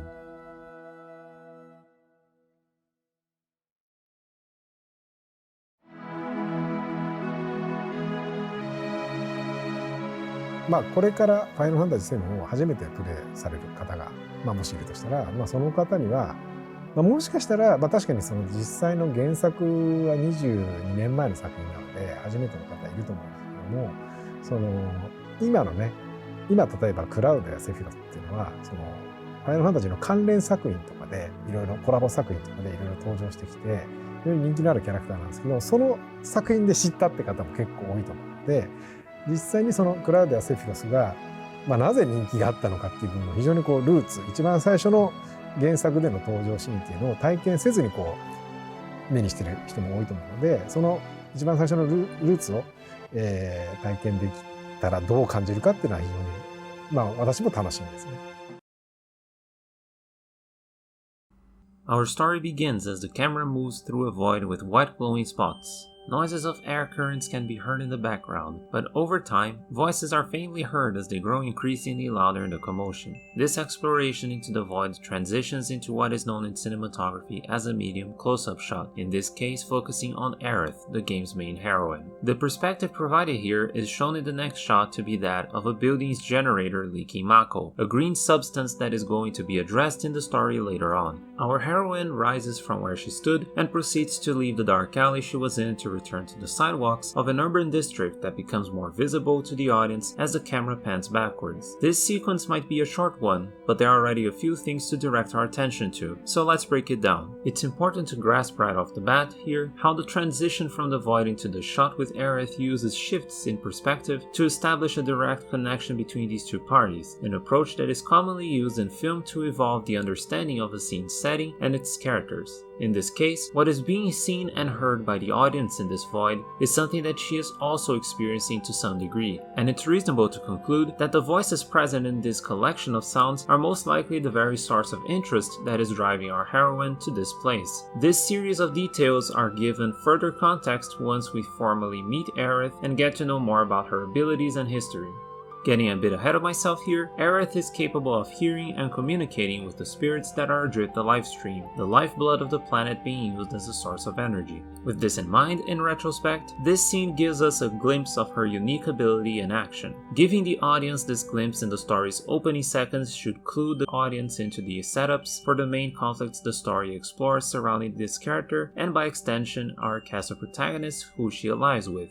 With the lack of context, the scene is designed to incite curiosity from the player into who this young lady is, and what is the meaning and nature of these voices. With that said, let's explore how this sequence builds the game's opening narrative. As a first glimpse of this fictional universe, we are presented with a mysterious void of unknown nature. On first viewing, it's easy to associate the scenery to space itself. I say this not only because I had this impression in my first playthrough, but also because this perspective seems to be a common thread with people who experience this scene for the first time. The best example of this can be seen in the series of reactions for when this same opening was reenacted in Cloud's review trailer for Nintendo's Super Smash Bros. They're in space! Oh my god. Are they in space? What's going on? Wolf? Please tell me they're in space. Wolf? Why do I feel like this there's looks like space, yo. I don't know. Are they in space? Why do I feel like there's about to be something else? Yo, if I see the white and red R-wing, it's done. Okay. I'm so excited! Wolf! It's Wolf! Wolf! Yu-Gi-Oh! No, that's Wolf. It's the hydrant. That's Wolf. Is it Wolf? What does that mean? Wolf! Free Wolf! My boy, come on! I see space! Free Wolf! Free Wolf! For context, people here were expecting a review of Wolf O'Donnell, the iconic villain from Star Fox, a series that is renowned for its setting in space and its emphasis in space battles. Compound that with the fact that many in the audience weren't familiar with this classic opening sequence, and you get the most genuine first-time reaction to this scene being recorded for your enjoyment. Now, this first impression might seem inaccurate to many as they are aware of the context surrounding this scene, but considering the common perception of this imagery and knowing what happens later in the story, this perspective might carry a semblance of intent and make more sense in closer inspection. The live stream is the conduit of energy that provides life to its denizens. It is, quite literally, the planet's very own life energy. This conduit is comprised of the souls of those who passed away, and is perceived by numerous characters throughout the story as the embodiment of the planet itself. When revisiting this scene, the first impression of the void mirroring space could reflect how the voices of life might not be unique to this planet we fight so hard to protect in Final Fantasy VII. Interestingly, Genova, one of the main villains in the story, is an alien life form that crash-landed on the planet, which lends credence to the aforementioned perspective. Of course, as this scene is given full context by later story events, this void more clearly represents the planet's own interior, where the physical manifestation of the livestream resides. From a narrative standpoint, this scene possesses a multifaceted nature that is usually perceived on multiple viewings and serves as an introduction to a vital element to be explored in depth as the story progresses. Next, let's address how we get our first look at Aerith. This opening sequence provides a rather potent introduction to the game's main heroine through her direct look to the eyes of the player. We know nothing about this young woman at this point in the story, yet this direct eye contact with the character already incites a sense of familiarity that is built upon as we follow her along the story. It's also important to note that this type of shot wasn't common in narrative works of the medium prior to 1997, specifically in third-person adventure stories. Medium close-up shots were historically used to simulate a character's perspective in a conversation, or, most frequently, to establish a point of view for a character to gaze into the viewer's eyes, breaking the fourth wall. In the case of games, this type of connection wasn't frequent, even considering the employment of other types of shots. The one instance of this scenario that comes to mind, yielding a good comparison for this analysis from a functional standpoint, would be the very last shot of the ending for 1996's Super Mario 64. Before accompanying the princess into the castle and spend time with her after an entire adventure trying to save her, we have our final moments with Mario as he looks directly at the camera watching him from above. This is a direct contact with the audience that concludes the story and the experience. It's a small touch, but impactful enough to be usually regarded by many who play the game as one of its most memorable moments. Of course, the nostalgic and emotional theme for the staff role also played a part in this scene's impact, but these kinds of shots establish a connection with the player that is far more potent in games as a medium than in films. The immersion is acknowledged by the work itself. You are an actor in this story. In Final Fantasy VII, this first shot with Aerith establishes a very similar connection. It involves a character that grows close to the main protagonist the player takes control of for the majority of the story. A character that serves as one of the main driving forces for our main protagonist's character arc.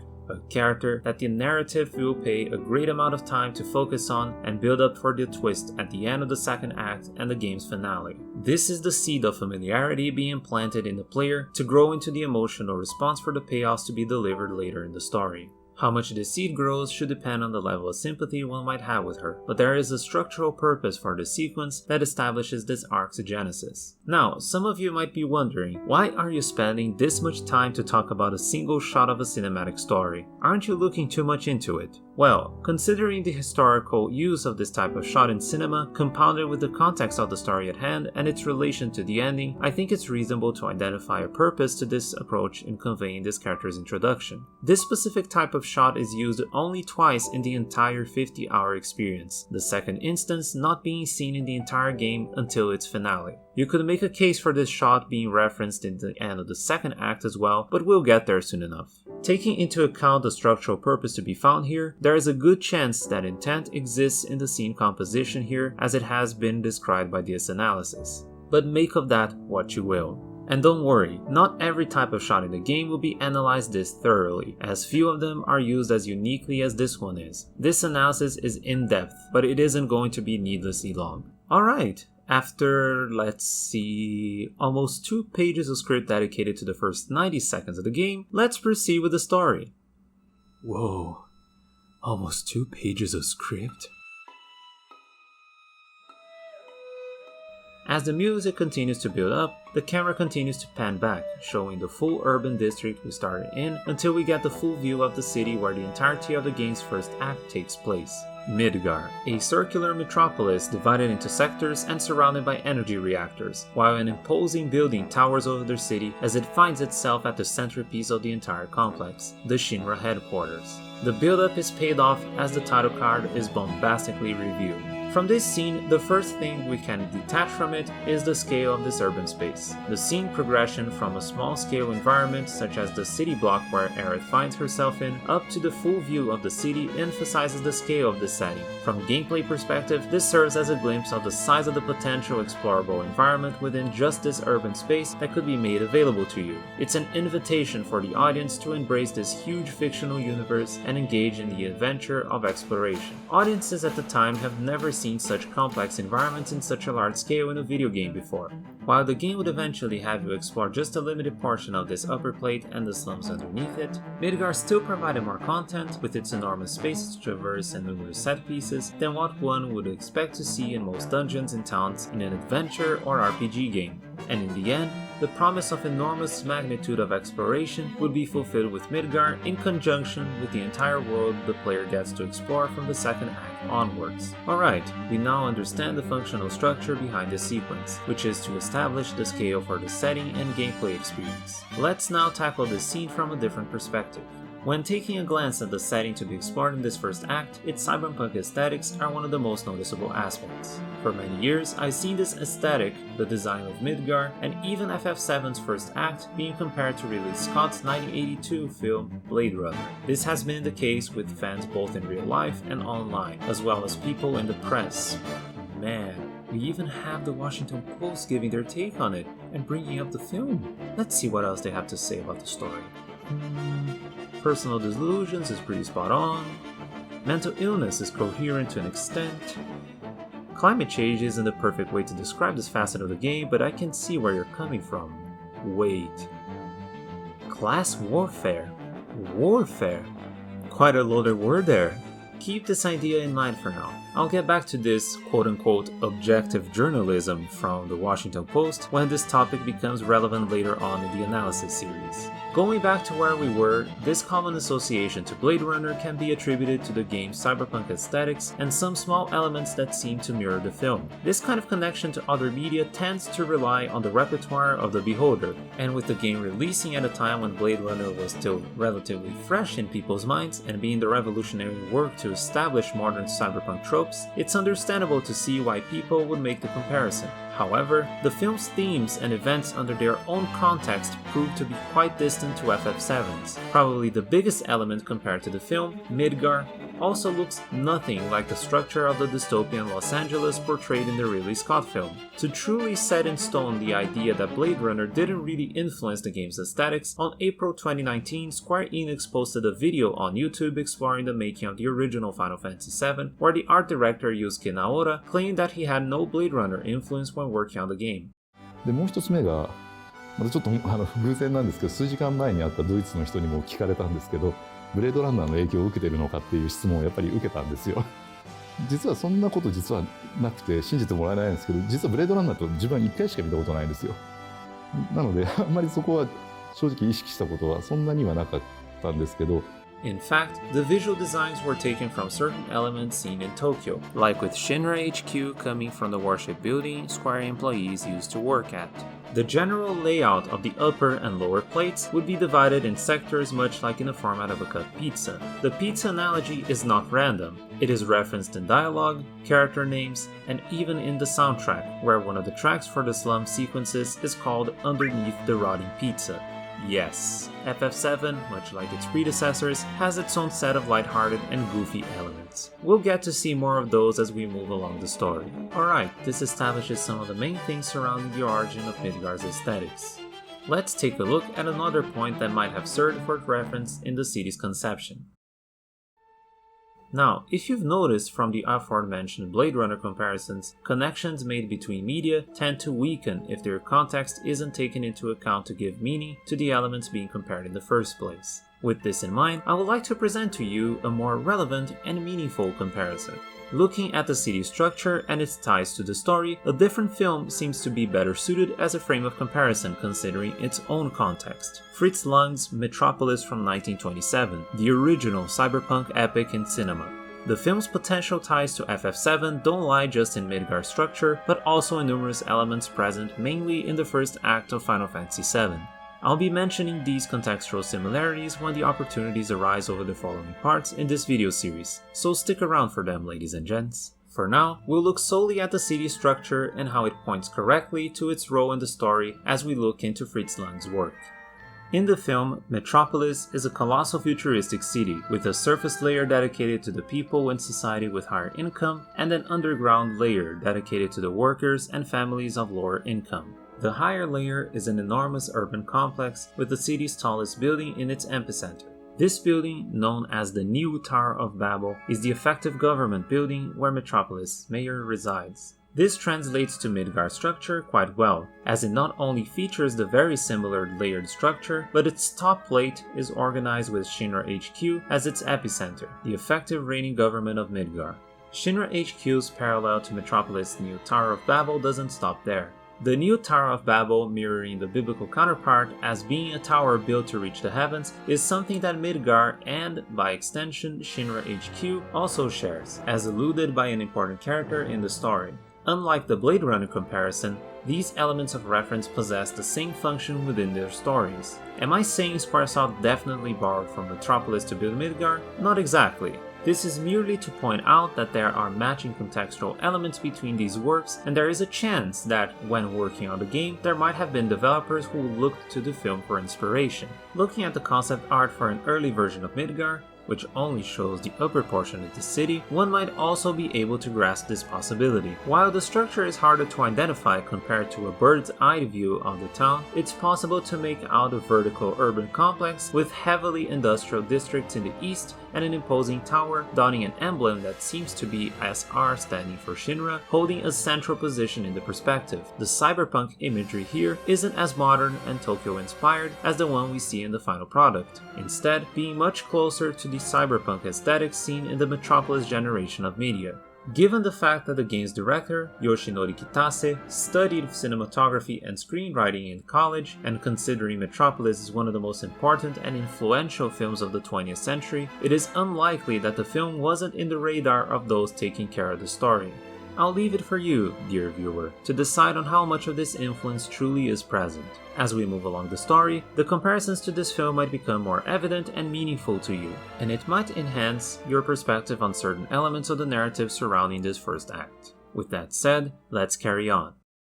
From the static shot of the city of Midgar, we suddenly get a quick glimpse of a train braking. Almost as if this hectic scene is igniting curiosity to the narrative lens of the story, the camera is induced to leave its fixed position and start zooming into the city sector right beside the one we started in with Aerith, amidst the more intervals of these quick shots of the train. As the camera gets closer, we realize from a distance that the train we've been witnessing is reaching a station. The camera reaches its destination as it slowly reaches to the side of the cargo train, looking from one end of the trackside platform to the other, where the station's entrance lies, as guards are seen to be on standby. After the train stops, numerous figures that were hidden in the train emerge and attack the guards. As the space is cleared, we get to see Barrett for the first time, emerging closer to the camera as he calls for the new guy, the rookie, Cloud, to follow him.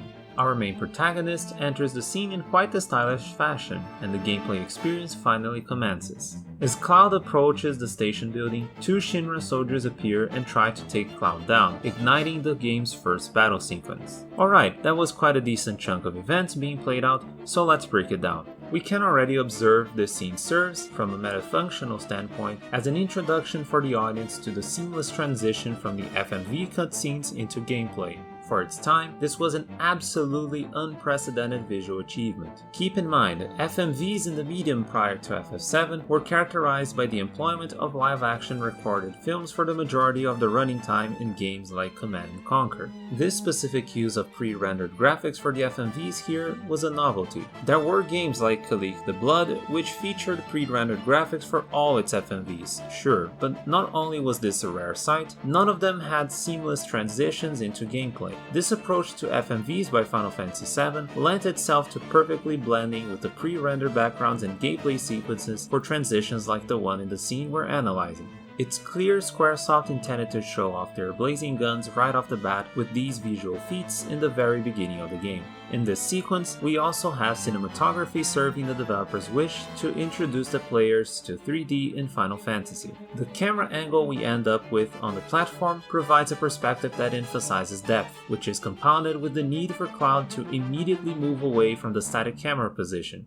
This is something that really calls attention, considering how every single game prior to this one in the series had a fixed camera distance from the playable character as it scrolled through the world while the player traversed through it. Character sprites usually had two sizes for each character at most, one for the overworld and one for the battles, never demonstrating sense of distance and depth with characters moving on screen. When looking at 2D games, it becomes obvious why that is the case, since it would demand numerous sizes of sprites needing to be saved in a very limited memory space to emulate that sensation. With a polygonal model here in the 3D environment, the developers finally had the freedom to provide a sense of depth and scale, something FF7 programmer Ken Narita evidenced in an interview for CBG back in 1997. This sequence also allows a player to get his or her first contact with the game's battle system, and a glimpse of battle scenes in 3D. The camera angle used for this first battle is static, but it's interesting to analyze given how different it is to the perspective provided by the angles seen in battle scenes of prior games in the series. We get a much closer view of the characters involved as we see the enemies further away than our hero from the camera, which is different from the staple perspective where all characters are basically at the same distance from the camera, sharing opposite sides of the screen. This emphasizes once again the novelty of depth that 3D has brought to the medium. This sequence also establishes the varied approach taken in portrayal of characters in terms of presentation. The more complex and realistically proportioned models seen in the FMVs would find their way in real time at comparatively lower quality in the battle scenes, where the flashing moves and magic would be the focus.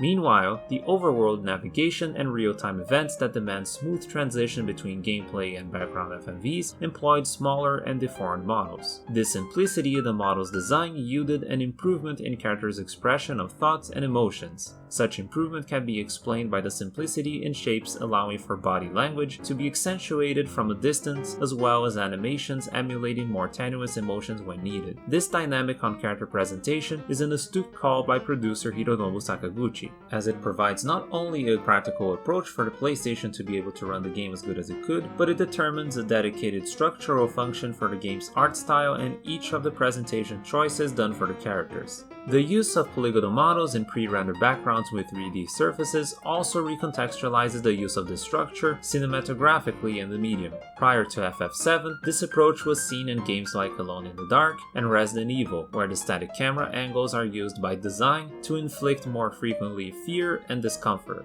FF7 uses this approach to convey this and a wider range of other feelings from the shots it presents. To conclude on rather interesting side notes here, the use of smaller and deformed models for this sphere of gameplay could potentially find its origin in the early work mentioned by Tetsuya Nomura when he worked on the N64 demo of FF7. As mentioned in this video's introduction, the N64's demo presentation could have pulled from the FF series staple Nitoshin style, which lends to the roots and tradition this game possesses despite its novel elements. And to those who are into this kind of presentation and design, I think you should keep an eye out for Fantasian, a game FF7 producer and series creator Hironobu Sakaguchi is directing at Mistwalker for the Apple Arcade. Instead of using pre-rendered backgrounds, the environments used are dioramas built in real life and photographed for the characters to explore. It's a promising game that takes a page from Final Fantasy VII at the very least in terms of presentation and exploration.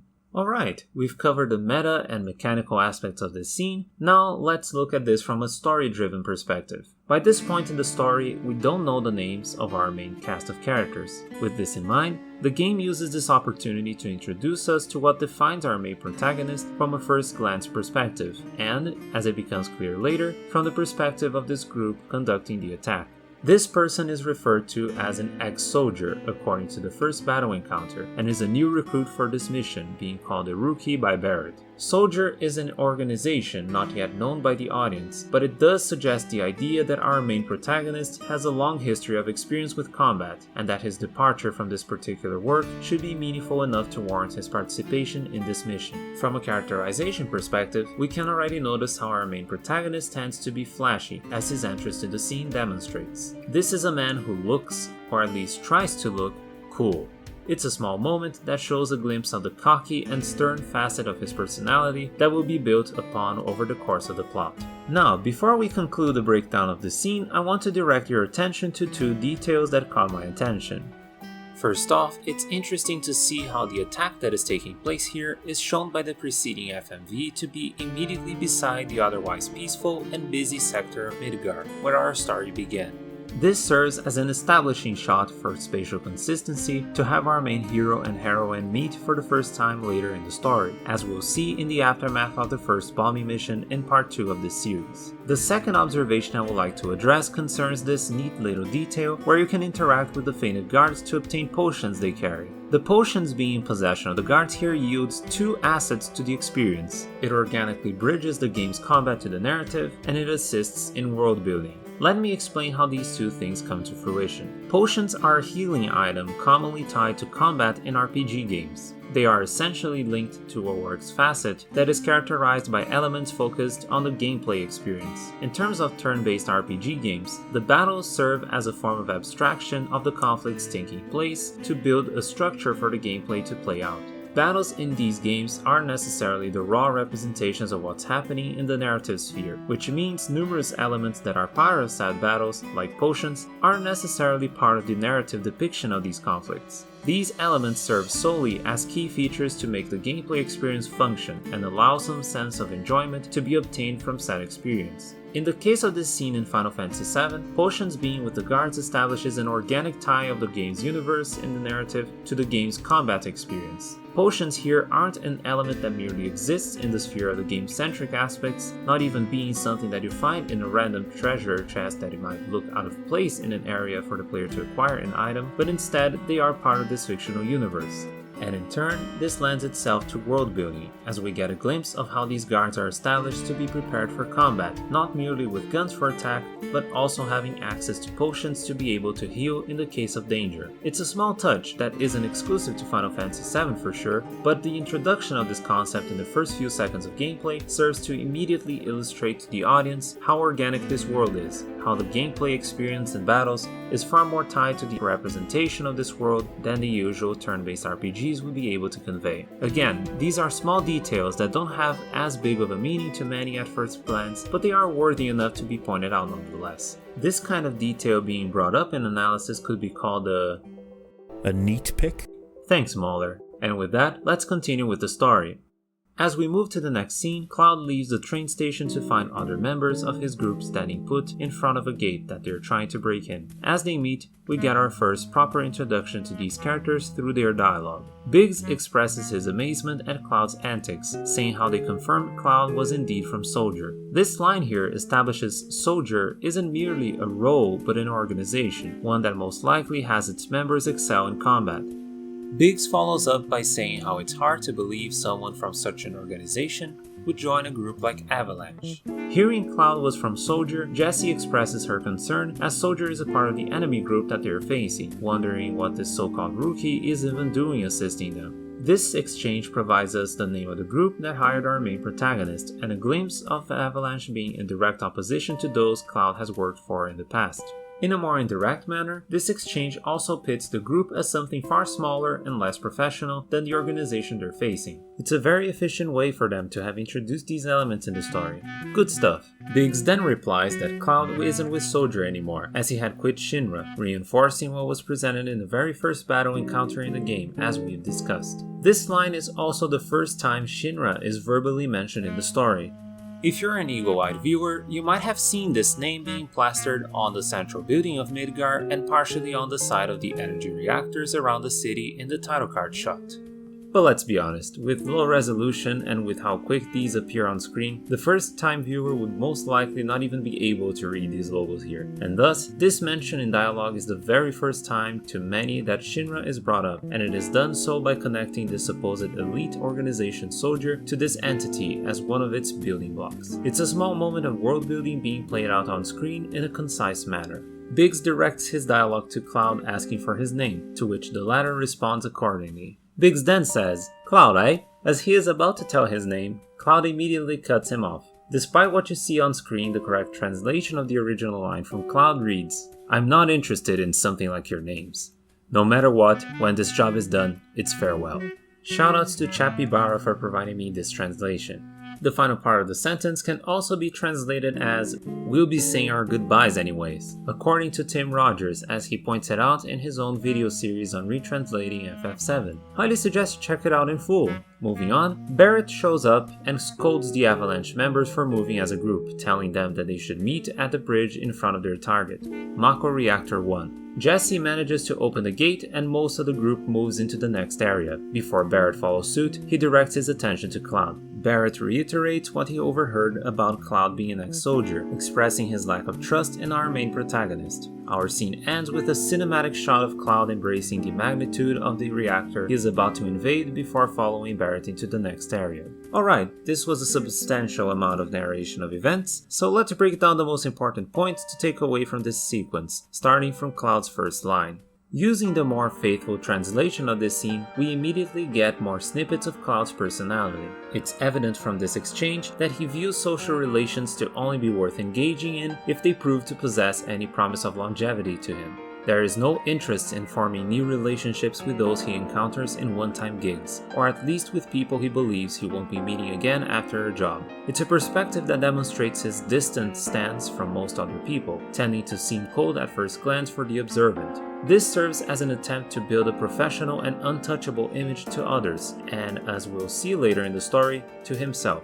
The lack of interest of knowing the names of the people he's going to work with also points to Cloud being indifferent with his reputation among his contractors, something commonly seen among those engaged in occupations with no ideological and/or moral commitment to provide their services, such as bounty hunting, where the tie between the parties involved is restricted solely to the payment or reward. In this exchange between Cloud and Biggs, our protagonist also demonstrates a significant level of sensibility in the way he manages to perceive how some people try to approach him. Their relationship was most likely going to be a very short-lived one, considering Cloud is a temporary recruit with no real investment in the group or their cause. Biggs attempting to kickstart a camaraderie dynamic between him and this one-off rookie under this context could very well come off as superficial. It's an attempt at a connection that probably won't be valued nor remembered much after they part ways, being a gesture made more for formality's sake rather than a genuine approach. Of course, this gesture by Biggs could very well be him trying to be polite and speaking his mind, which is easily identifiable by most people and is coherent with his character as seen later on. But superficiality can also be perceived here, and it's much harder to identify.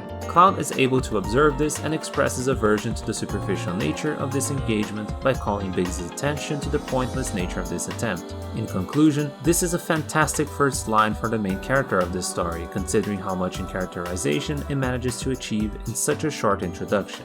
After this line is delivered, we get more dialogue from Barrett, which establishes him as the leader of this group. We also get more interaction with Cloud, as Barrett expresses his lack of trust for him. Considering Cloud is a complete stranger to him, someone who left the organization that is his biggest enemy only to work as a mercenary, his suspicion is reasonable. He couldn't be certain on what drove this young man to work to their enemies to begin with, much less what drove him out. So it's understandable to have a concern surrounding Cloud's motivations and what his mindset might be.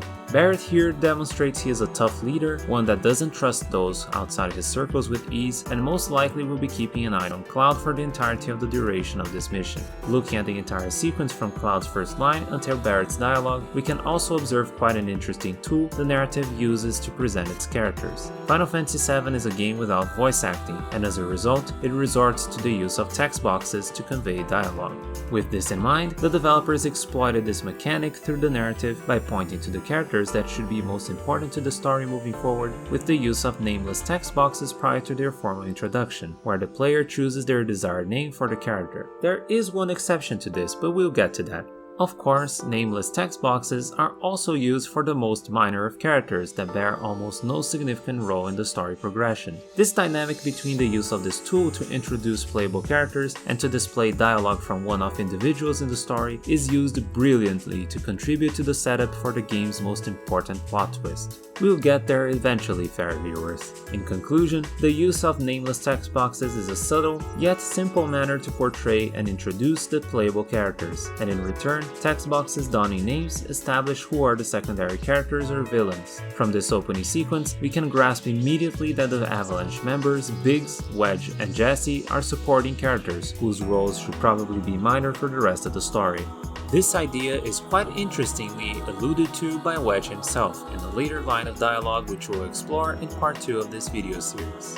To finish the breakdown of this scene, it's relevant to direct our attention to the cinematic sequence that transitions from the bird's eye view angle of gameplay into FFVII, which shows Reactor number 1, the target of assault for Avalanche, through a low angle shot. This is our second transition in the game, but it is the first to demonstrate to the audience that this technical marvel of real-time transition between interactive sequences and cinematic sequences can be done so interchangeably. This scene also serves to present to the player the scope of the reactor they'll traverse through, a building that essentially serves as FF7's introductory dungeon. Quick note, but dungeon here is used to refer to the sequence of exploration with a linear progression from a starting point to its end goal, where the player encounters the sequence's boss battle. Given most RPGs prior to this had a medieval setting, dungeons fulfilled the role of these sequences, and so, despite FF7 taking place in a cyberpunk setting, the reactor here serves the identical function of a normal dungeon in previous Final Fantasy games. With that said, let's proceed with the story. Cloud passes through the gate and moves through this new area, having to deal with MPs and guardhounds that accompany them. As he reaches the bridge in front of the reactor, Cloud already witnesses most of Avalanche moving into the reactor, while Wedge stays put on watch in front of the opposite gate. We see here that Barrett is not willing to wait for Cloud to make all the calls, and is already directing the mainstay Avalanche members to their posts. If Cloud talks to Wedge before entering the reactor, the latter tells our protagonist he is there to ensure their later escape to the neighboring city sector.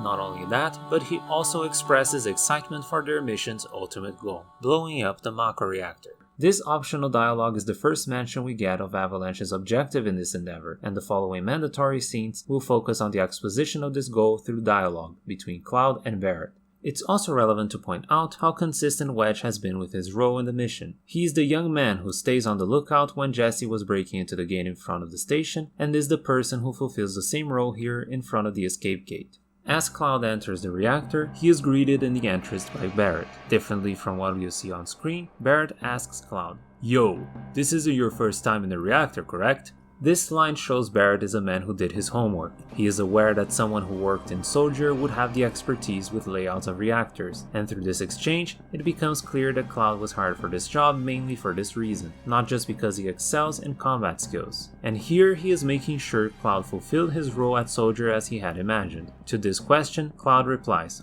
"Well, I was a soldier, a Shin-Ra person after all."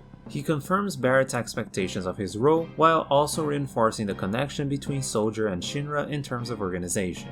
With this, Barrett begins to explain the motivation behind this assault. He directs attention to the planet housing an enormous amount of Mako energy, which is being used extensively by people in this world daily. However, its essence isn't widely known, and so he asks Cloud if he is aware of what Mako truly is. Cloud shrugs it off, to which Barrett responds by laying out that Mako is the lifeblood of the planet, and it is being sucked dry by reactors like the one they're in. Cloud tells him to spare the speeches and get the mission over with, to which Barrett unceremoniously agrees and states Cloud should be accompanying him for the rest of the mission. This dialogue exchange is very important for establishing stakes, introducing more parts of the world building, and presenting further layers for our current central characters. While not directly stated in this line, it can be inferred from Barrett's speech and the optional dialogue with Wedge that, due to the planet being in danger, this group aims to blow up Mako reactors to save the planet, or at least buy some time. Of course, it doesn't take long for this inference to be further supported in the story, but it's a simple and subtle manner that Barrett's speech presents the motivation for what this group is about to do. With this, we have our stakes set for the mission. In terms of world building, this dialogue is the first time in the story we get a direct citation to Mako as a source of energy that is being harnessed by the Shin-Ra Corporation. This gives context to the opening scene with Aerith in the alley. In terms of presenting characters, this dialogue lays out the ideology that drives Barrett into committing the actions he takes, regardless of human cost, and his attempt of convincing Cloud that Avalanche's cause is just. Barrett's attempt to reason his ideology can be perceived in the manner he conveys his narrative of the conflict. It's a perspective that is solely focused on the general problem of the use of energy and the very tool that makes this problem perpetuate. He does not account for, nor bring attention to, other issues that might be tied to this crisis and the problems that might arise as a result of his chosen course of action. He does not provide any alternative. This kind of unilateral presentation of a particular issue or cause is commonly seen in political activism, especially in modern times, and serves to build Barrett as a figure under this type of mantra. He is the leader of a group clearly bent on this ideology, and he wants to win people's support and approval. Meanwhile, Cloud demonstrates a complete apathy to the politics surrounding the group and their cause. This is a person who is focused only on the job at hand and isn't moved easily by grander narratives. These details in characterization will be further built upon over the course of the story, but at least it's worth mentioning the impressive amount of characterization we've gotten from just a few opening lines of dialogue from our protagonists. Moving on, Biggs and Jessie are in possession of codes to open the doors to progress. While Jessie is inputting her code, Cloud can talk to Biggs, who recalls the sacrifice that some had to make to provide them those codes. This implies Avalanche is not restricted to just the individuals we currently see on this mission, and there was a considerable loss attained for this mission to have a shot at succeeding. As a side note, I would like to direct your attention to a possible reference with this line. Considering contextual meaning, this remark by Biggs regarding sacrifices to obtain codes to make their attack viable shares a fairly moderate resemblance to the sacrifice the rebels had to endure to get the Death Star plans and make an assault on the Empire possible, as established by the opening of A New Hope. As previously mentioned in this video, Final Fantasy VII and the series as a whole had a huge influence from Star Wars in its conception and possesses numerous references to it, with the naming for the supporting characters Biggs and Wedge here being obvious examples. These ties are further exacerbated by developer comments on the movie's presence in their lives and work. It stands to reason that the similarity might not be just a coincidence. You make up your mind on that, fair viewer. And with that, let's continue. As the final door is open, Biggs stands by while Jessie, Cloud, and Barrett go to the elevator. As the elevator goes down to the lower levels of the reactor, we have yet another conversation between Cloud and Barrett. Barrett continues to explain his narrative surrounding the exploitation of Mako by stating how the reactors will keep sucking the planet's life energy until it's all gone, and that will be that. Cloud shrugs again as he says his iconic, "Sorry, but I'm not interested." Barrett angrily responds to Cloud, asking if he even understands the situation, how the planet will die because of this reckless exploitation. Cloud simply replies by saying he is only focused on getting the mission done before the guard robots arrive. Barrett silently expresses, in a rather cartoony fashion through his body language, his anger at Cloud's complete apathy for his narrative and cause, and the conversation reaches its conclusion before the elevator reaches its destination. Let's break down this small conversation. As this dialogue serves as a continuation of the one we've seen at the entrance of the reactor, this sequence in particular serves to enhance the disparity in mindset between these two characters. Barrett is completely moved by his narrative and ideology and is willing to blow up a reactor to save the planet. Cloud is coldly focused on the job, not caring nor buying easily into political narratives, moved by the promise of the prize he should get at the end and validate his professionalism. But probably the most important thing to get from this scene is what Barrett's insistence in trying to convince Cloud of his cause might say about his character. Barrett has trouble dealing with the fact that his narrative didn't win Cloud over. He couldn't get a new recruit solely by his convincing exposition. He sees Cloud's indifference as a source of discomfort. But most interestingly, this isn't the first time he attempts to reason with his ideology throughout the mission. This insistence in trying to convey a convincing narrative might serve as a sign of Barrett trying to justify to himself that his antics are fair under his morality. Let's face it, he is an eco-terrorist leader moved by a radical view of the situation, and while he managed to recruit people under his wing through ideological reasoning, he did not succeed with Cloud, and might see for the first time that his own security and his views might start getting challenged. hence his anger here. This inner conflict exists and is explored in far more intensity in later parts of the story, but this sequence right here might be the very first instance of Barrett fighting instability in his own radical way of viewing things. In conclusion, this is a quick scene that enhances not only the first dialogue these characters had in the reactor, but it adds even further to characterization for our protagonists. And on that note, let's continue. Our characters progress to the core of the reactor, facing numerous robotic foes as well as the more sinister looking Shin-Ra grunts along the way. As they get close to their destination, Jessie stays put after the player learns how to interact with the ladders. This is our final Avalanche member that stays behind, and while only Wedge mentions the reasoning behind his positioning, it can easily be inferred Biggs and Jessie are also positioning themselves to secure their escape route. Throwaway lines for each character could help emphasize this in case people were confused with their decision, but from what was shown up until now, I believe there is enough information for one to be able to infer this. Cloud and Barrett continue to descend until they reach a bridge, which looms over enormous tubes that, going by the green glow surrounding their contact with the pool of liquid down below, seem to be extracting Mako. Our characters have finally reached the core of the reactor. As they are midway crossing the bridge, Cloud finds a restore materia on the floor. Now, while there are certain occasions where materia placements are tied to story-related purposes, this case is more likely related to gameplay purposes, as this serves as preparation for the boss battle to take place here. This fact is also compounded by the placement of the save crystal, which also serves merely a gameplay purpose, just on the other side of the bridge. I'll refer to materia placements moving forward only in the cases that are tied to story canon. As our characters approach the end of the bridge, we get to see what appears to be a central machine that handles the pressuring surrounding the reactor's core. Barrett, in anticipation, exclaims how the place will be nothing but rubble after they blow it all up, and in turn asks Cloud to set the bomb. Cloud asks Barrett if this shouldn't be done by Barrett himself. In response, according to the original script, he jokingly replies how he is too busy to do it when he is watching Cloud to make sure he does it in his place. This is our first glimpse of Barrett's more good-humored side, which interestingly contrasts with the more stern and tough persona he tries to convey to others as the leader of Avalanche.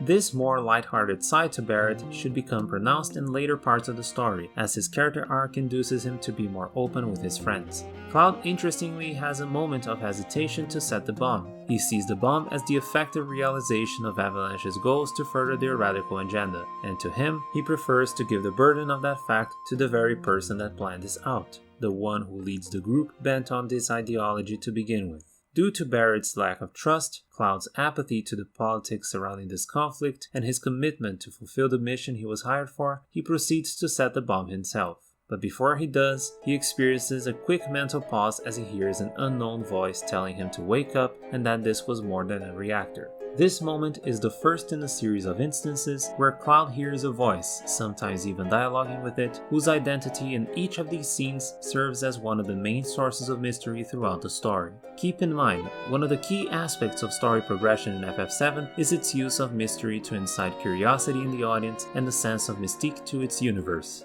Mystery being ingrained in the storytelling is the motivating factor that got the game's development team to hire Kazushige Nojima, who was known for his approach to mystery and storytelling in his previous works. The construction of this mystery surrounding the mysterious voices and Cloud's past are directly linked to the game's exploitation of its presentation choices. As you might recall what I said about the narrative use of text boxes not long ago, Final Fantasy VII is a game that does not feature voice acting, resorting solely to text to directly convey dialogue and thoughts. Because of this approach, the mystery surrounding the nature of these voices is greatly enhanced, as it allows for sequences like this one to be more open-ended in terms of interpreting what will be the identity of this mysterious speaker and its nature. In Final Fantasy VII, we have different scenes of mysterious voices appearing throughout the adventure, some of them being disconnected sentences that refer to past events, while others are tied to conversations happening in real time with Cloud. The latter type of occurrence tends to not deliver a clear-cut answer as to the identity of who speaks, which generates further discussion and incentivizes the audience to look at it from different perspectives when revisiting the game. It adds longevity to FF7 in the public sphere as people talk about its story sequences years after release. I mean, heck, look at this video series. The approach for conveying dialogue here has a structural function tied to the narrative and story progression, working in conjunction with one of the main themes that permeates the game's story. This type of narrative execution wouldn't work as well in the case of employment of voice acting. The additional voice provides the audience a more substantial element of the speaker to tie to the identity of this mystery figure, and as the story progresses, that voice might become recognizable instantly. Rakshas! This man speaks nonsense. I'm intrigued by your hypothesis, and I'm finding it difficult to stave off the urge to test it. That's not to say this is an approach that can't work for mystery by itself, but the nature of the mystery being generated here is fundamentally changed as a result, with less elements surrounding the speaker being unknown to the audience. To compensate for the increase in access to information the audience acquires with this approach, artists tend to resort to different tools that reduce the relevancy of voice and transmit the emphasis on other visual elements to incite mystery instead. In other words, the visual identity of the speaker and the reliability of the visuals tend to be the mysteries themselves. This keeps the open-ended nature of the mystery being portrayed, but the delivery ends up suffering unavoidable changes as a result.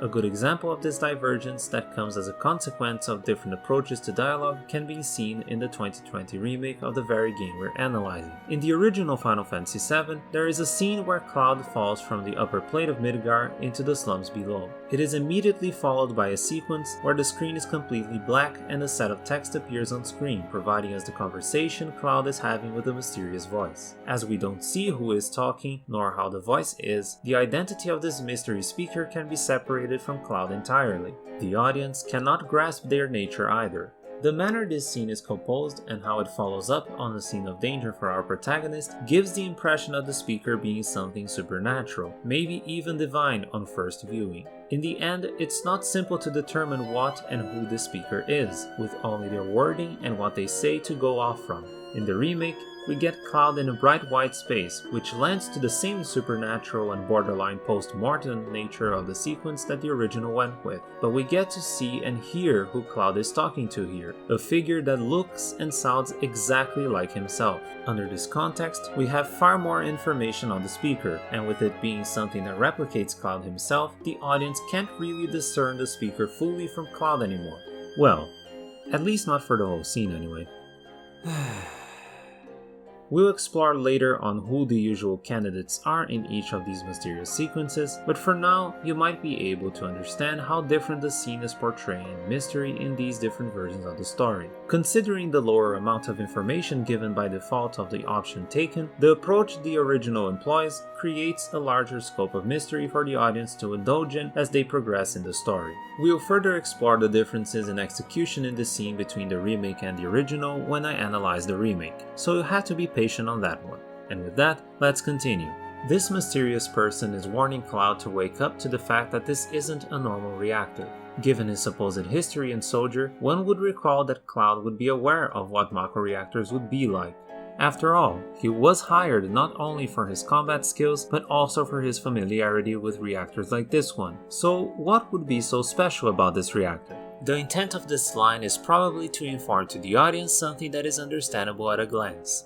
Considering the context, it most likely refers to the nature of the source of energy the reactor is harnessing to begin with. Mako is the liquefied form of the lifestream, the conduit for souls of those who passed away. This reactor isn't just any reactor because it's dealing with incredibly sensitive material, and blowing it up would be putting not just human lives at risk, but also souls of the dead in danger. It is a warning to Cloud about the very thing he has been ignoring, all in focus for completing the mission he was hired for. From a functional perspective, this line of thought makes a lot of sense, especially considering its placement in the very beginning of the story, as it serves to introduce to the audience how this isn't a reactor harnessing energy like what you would see in real-life iterations of such complexes. From a lore-based perspective, this interpretation is supported by Barrett's own words on Mako's essence not being a well-known concept among those who consume it as energy in this universe. With Cloud's shrugging of Barrett's questions earlier, it becomes unclear if Cloud himself even knows that he is dealing with a source of energy involving the souls of those who passed away, and this conversation with this mysterious voice could very well be a warning to Cloud of this very concept. With that said, let's proceed. Slowly, Cloud starts to hear Barrett more clearly again, coincidentally almost like in response to what the mysterious voice said, as the Avalanche leader asks what's wrong and hurries him up to complete the job. Cloud apologizes and sets up the bomb before an alarm is suddenly triggered. As Cloud warns Barrett of the ensuing battle, we get our first boss battle in the game. This battle against the iconic guard Scorpion is significant due to how it serves as an introduction to multi-phased battles that are represented accordingly through different cinematography. This boss has two phases. The first has the player being able to attack the boss normally when their turn is available without drawbacks, as we have a fairly standard cinematic angle for the ensuing battle compared to normal encounters. The second phase has the Scorpion raising its tail as the camera pans over the boss looking at our heroes up front. Essentially, we have the tail be the focus of half the screen, and this focus is not for nothing. If the player hits the guard Scorpion in this state, the boss will immediately retaliate with a devastating laser from its tail that takes up most of the character's health bar. This is something that we are informed by Cloud during the battle through dialogue. Yes, this battle is also an introduction to dialogue in battle sequences. You might recall my point about the potions on the fated guards serving as an element that bridges the game-centric sphere of the experience to the narrative representation of this world. The text box dialogue in battles seen here serves the same goal in the opposite direction. It's an element that bridges the narrative representation of the conflict to the gameplay experience. Of course, this tool isn't being used for the first time in the series here, but it is utilized more often in this game as it aims to portray a more organic world that conveys events and conflict to the most cinematic form possible at the time. With this battle, in the end, being patient and understanding the basic mechanics behind the ATB system here leads the player to victory. This isn't the first time the series introduces multi-phased battles to teach the player how ATB works, of course. Final Fantasy VII's predecessor had a very similar boss battle design, where the player faces Ymir, a giant snail that hides in its shell to retaliate with thunder in case anyone attacks it during this period. But FF7's Guard Scorpion takes this concept and takes it a step further by using cinematic camera angles and movement to convey these different stages in battle to help the player understand the battle progression and how they should adapt their strategy considering the time-based system ATB presents. And thus, we essentially complete the tutorial for the game's battle system. With the Guard Scorpion defeated and the alarm still ringing, our characters go for their escape, as the bomb has been set to detonate in 10 minutes. On the way up, Cloud finds Jessie stuck on a girder she was on standby. In the original script, she exclaims how careless of her it was to get her in this situation and thanks Cloud for the help. Careless, huh? Keep that in mind. We'll get back to it soon enough.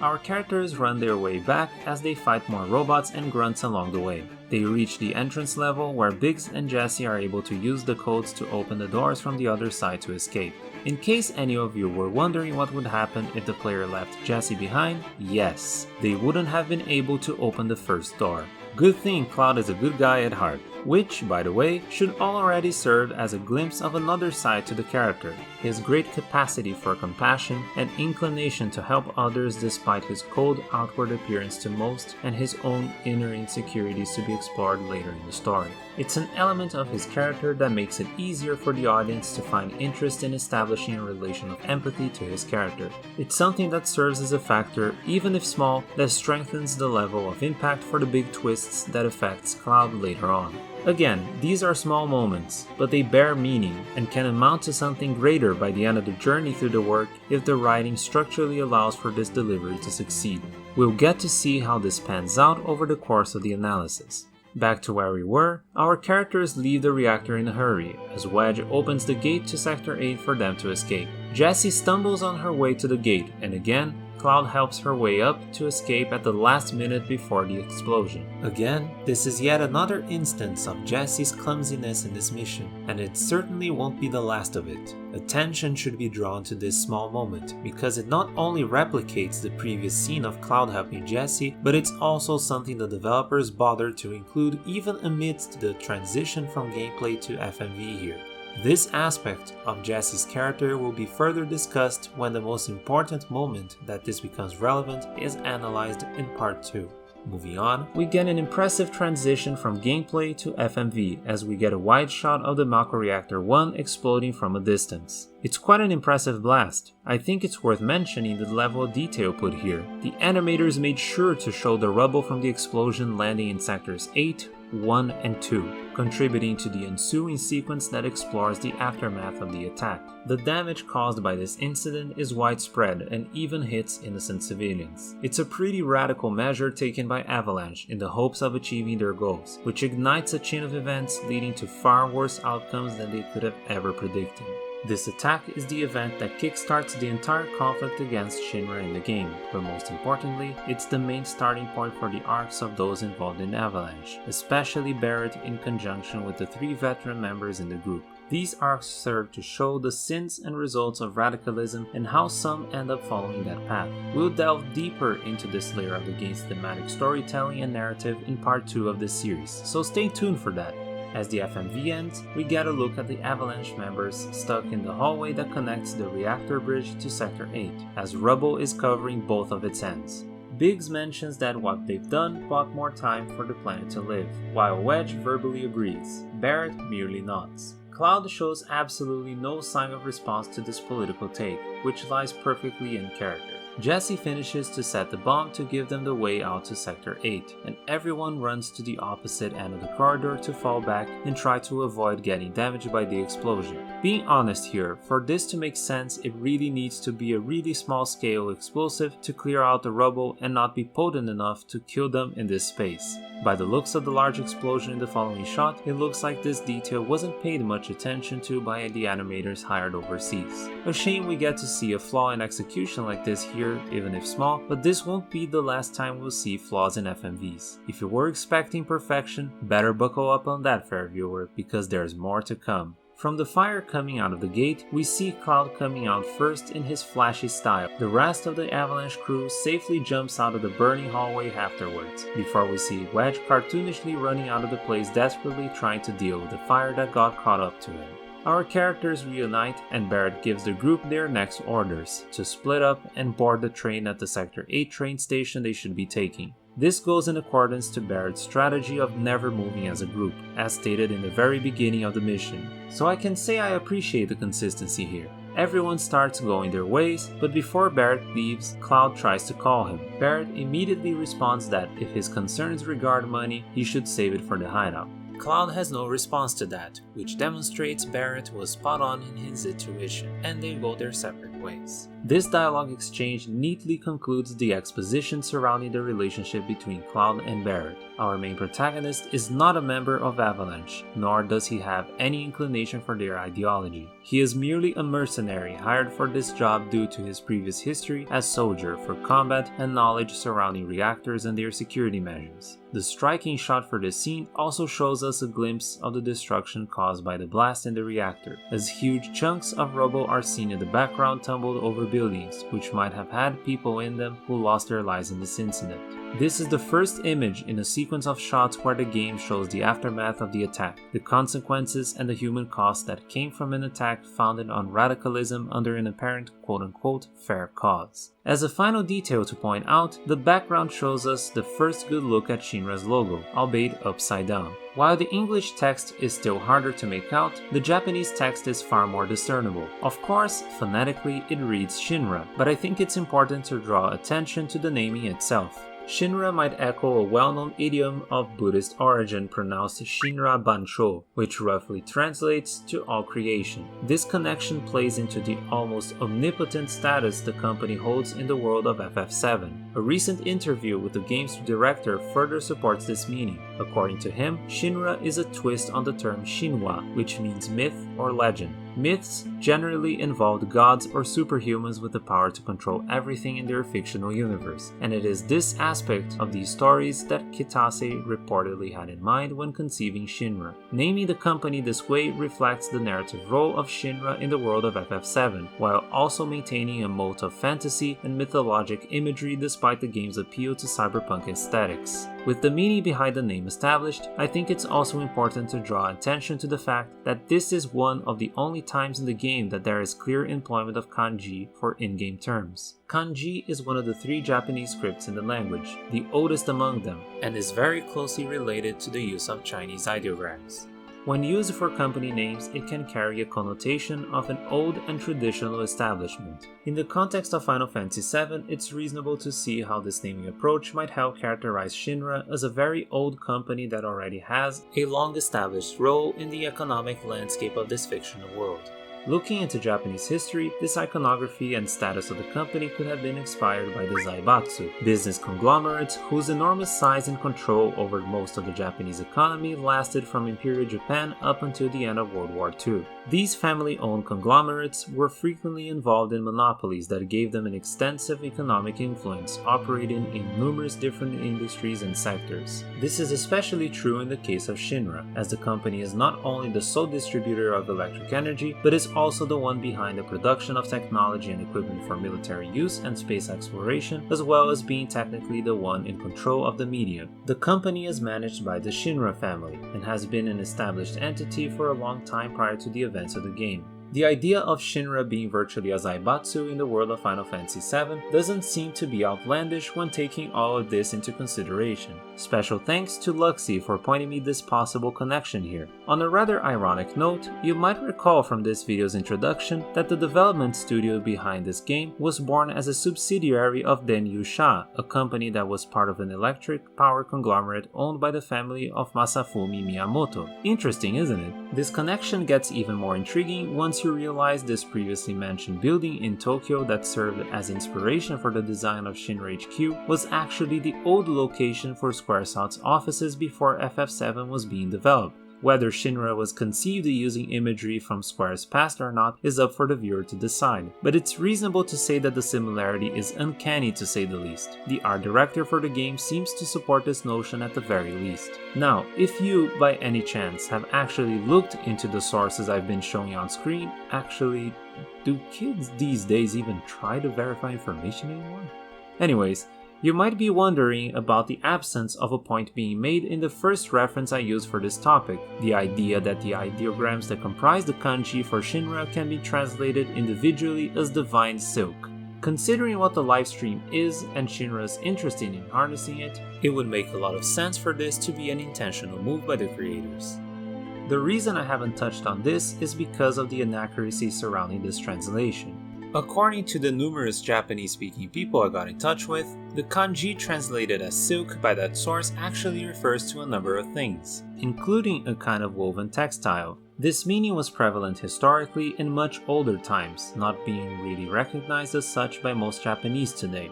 It was also frequently used as an euphemism for phallic objects, which, it's obviously not what they were going for here. The kanji in question is used today phonetically more than anything else, not bearing a palpable meaning like it used to have so long ago. And of course, we already explored the reasoning behind the naming, being supported by official commentary from the director himself, so we know this idea presented by the source isn't really what they were likely going for, nor does it make much sense considering its raw meaning. In the end, the presentation of Shin-Ra's iconography in the background of the scene we've been analyzing is a neat detail that enriches this universe down to the subtleties of its presentation and serves to create an imposing scenery for the shot at hand as we first leave the premises of the reactor into Sector 8. 特にあのオープニングはそうちょっと特殊ですね。電車が途中で走ってくるとか、そういうのも全部あって。結構好き俺あのオープニング。いやあれいいでしょ。いやあれ完璧でしょあれは。はい。ベリーグッドです。 And with that, we have reached the end of part 1 of our journey through Final Fantasy VII. We've covered basically the first 20 minutes of the game, and while this may seem like a small progress, keep in mind this opening segment is pretty dense in terms of how it presents its characters and world building. This isn't representative of the entire pacing of analysis moving forward. There was an enormous amount of time and effort put into the making of this opening, and there is a reason it is widely regarded by fans and critics as one of the greatest video game openings of all time. The developers themselves mentioned on numerous occasions how incredibly well done and how much there is to it as an introductory sequence, from a cinematic and gameplay perspective.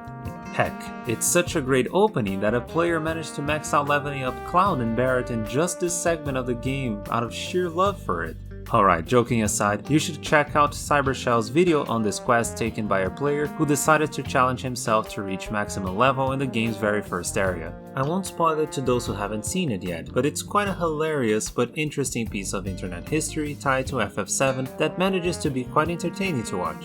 To summarize the analysis till this point, the opening accomplishes the following things, presenting us with our main heroine Aerith, our main protagonist Cloud, Avalanche, and their leader Barrett. The voices of the livestream and how they can be heard by Aerith, an ability that serves as core to the main story's conflict over all of its acts. Cinematography made possible by the presentation of FMVs and interchangeable transitions to and from gameplay. Characterization for Cloud, Barrett, and, to a lesser extent, even Jessie. Establishment of world building with the defined roles of Shin-Ra, Soldier, the planet, and Mako energy. Laying out the conflict surrounding Avalanche and Shin-Ra and the ideological reasoning behind the radicalism that moves the former. And, finally, a preview of the setting of our story's first act. From a storytelling perspective, one can find the demand for this approach of dense delivery of world building and characterization as a consequence of it being only the second game in the series, starting with Final Fantasy V, where the Star Wars-inspired title crawl is absent. Like FF5, everything needed for the audience to understand this world and characters in the first moments with the story is conveyed through the dialogue and scene composition. However, this game builds upon FF5 by blending this approach to storytelling with exposition of its technological achievements and how it relates to its gameplay.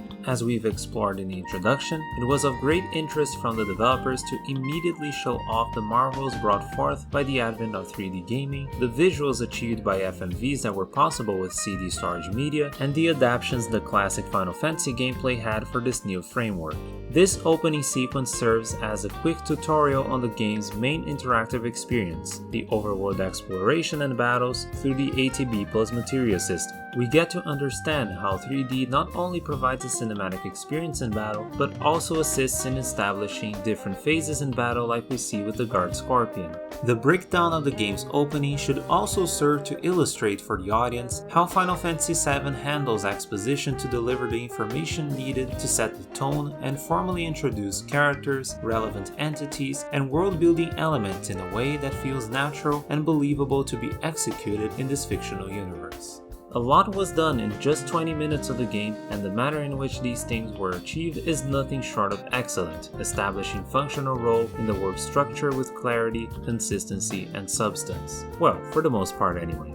The simple yet concise delivery of all these elements into this opening sequence is the kind of feat comparable to openings like the one seen in Super Mario 64 and The Legend of Zelda Breath of the Wild. The player is thrown into this fictional universe, immediately embracing the story premise, characters, and world, as he or she immediately obtains control of the protagonist and learns everything needed about the gameplay to go on their journey. Now, this is not to say that short and sweet is better than long and complex. There can be successful executions of these kinds of approaches, but from an artistic perspective, I think it's severely underappreciated in the modern age how incredibly hard it is to present so much of the work with so little words or presentation. Concision, being as hard as it is, yields to many the appreciation for the art that manages to achieve it. In conclusion, this opening, being dense as it is, demanded a more extensive exploration of its workings as a result. The pacing for analysis should accelerate as we go along, but of course, the important moments will obviously yield more in-depth discussion. At least this segment of analysis you've seen in part 1 of this series should clue you into my approach of the analysis as well as a bit of the things to come in later parts. I truly hope this has been an interesting and enriching experience for you, fair viewer. This video took me quite a ton of passion and time to research, script and redraft, edit, among other preparations needed to kick off this channel. Amidst this time of uncertainty and hardship, it hasn't been easy for me to maintain a steady rhythm to work on the series, given the necessity to make ends meet. I say this as a fair warning, as I can't give any specific deadline for part 2. Of course, if there is enough support from you, it will be far easier for me to focus and dedicate more time to get these out faster, but know that any kind of help, be it financial or moral, are all deeply appreciated. In the video description you can find a link to my Patreon in case you wish and are able to donate. This should serve as a donation platform, and I want those of you interested to use it based on the value you find in my work.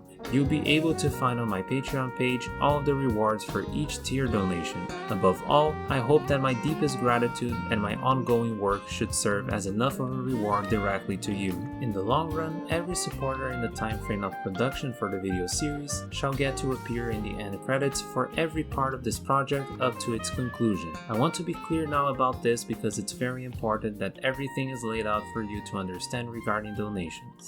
This is what I offer. And on that note, for this first video, I would like to thank O Hobbit as my patron and for his great support for this channel. To everyone here who found affinity with my approach and thought process, please be sure to join my Discord server as well. It's a server open for honest discussion on art, from film to games, as well as numerous other topics. It's a place that should serve as an attractive source for more insightful conversations based on reasoning and research, as well as more laid-back conversations.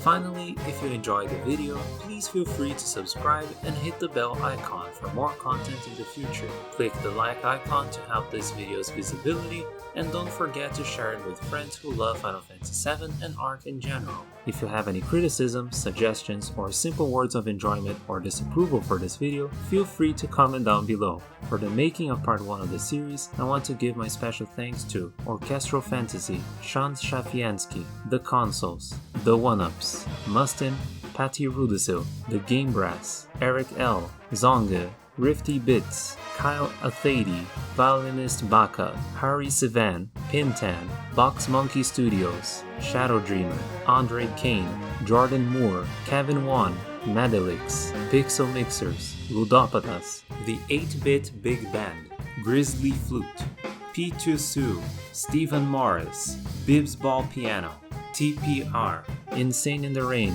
Julia Henderson, and Mine Mainung for their authorization for the use of their arrangements of FF7 and other game songs. I also want to give my heartfelt thanks to my good and talented friend Benjamin Nus for the authorization for use of his beautiful composition Matsuyama, as well as his arrangement of Aerith's theme from Final Fantasy VII in this video series. To all of the directors, producers, and artists involved in all of the material used in this video under the terms of fair use, as based on legal opinion, I give you my heartfelt thanks for your contribution. Thank you to Moray Abyss for the gameplay clips for the playthrough of the original Final Fantasy VII using the retranslated script. Special thanks to Luxie, Chapibara, and Folk for the translations of clips and source material for use in this video series. Huge shoutouts to Darth Dementius, Zeos, ST, Meteor Tome, Xander2758, and the LPB for discussing and helping me with certain topics addressed in this video. Thank you so much to my friends and family for proofreading and giving me support, inspiration, and motivation to push forward and make this project possible. And finally, thank you, kind viewer, for watching this video up to the end. Next part, we shall continue with the story. As Cloud makes his way to the train, we get to see him meet Aerith for the first time, the slums that occupy the lower levels of Midgar, and a lot more. Until then, I bid you all farewell. Have a good one.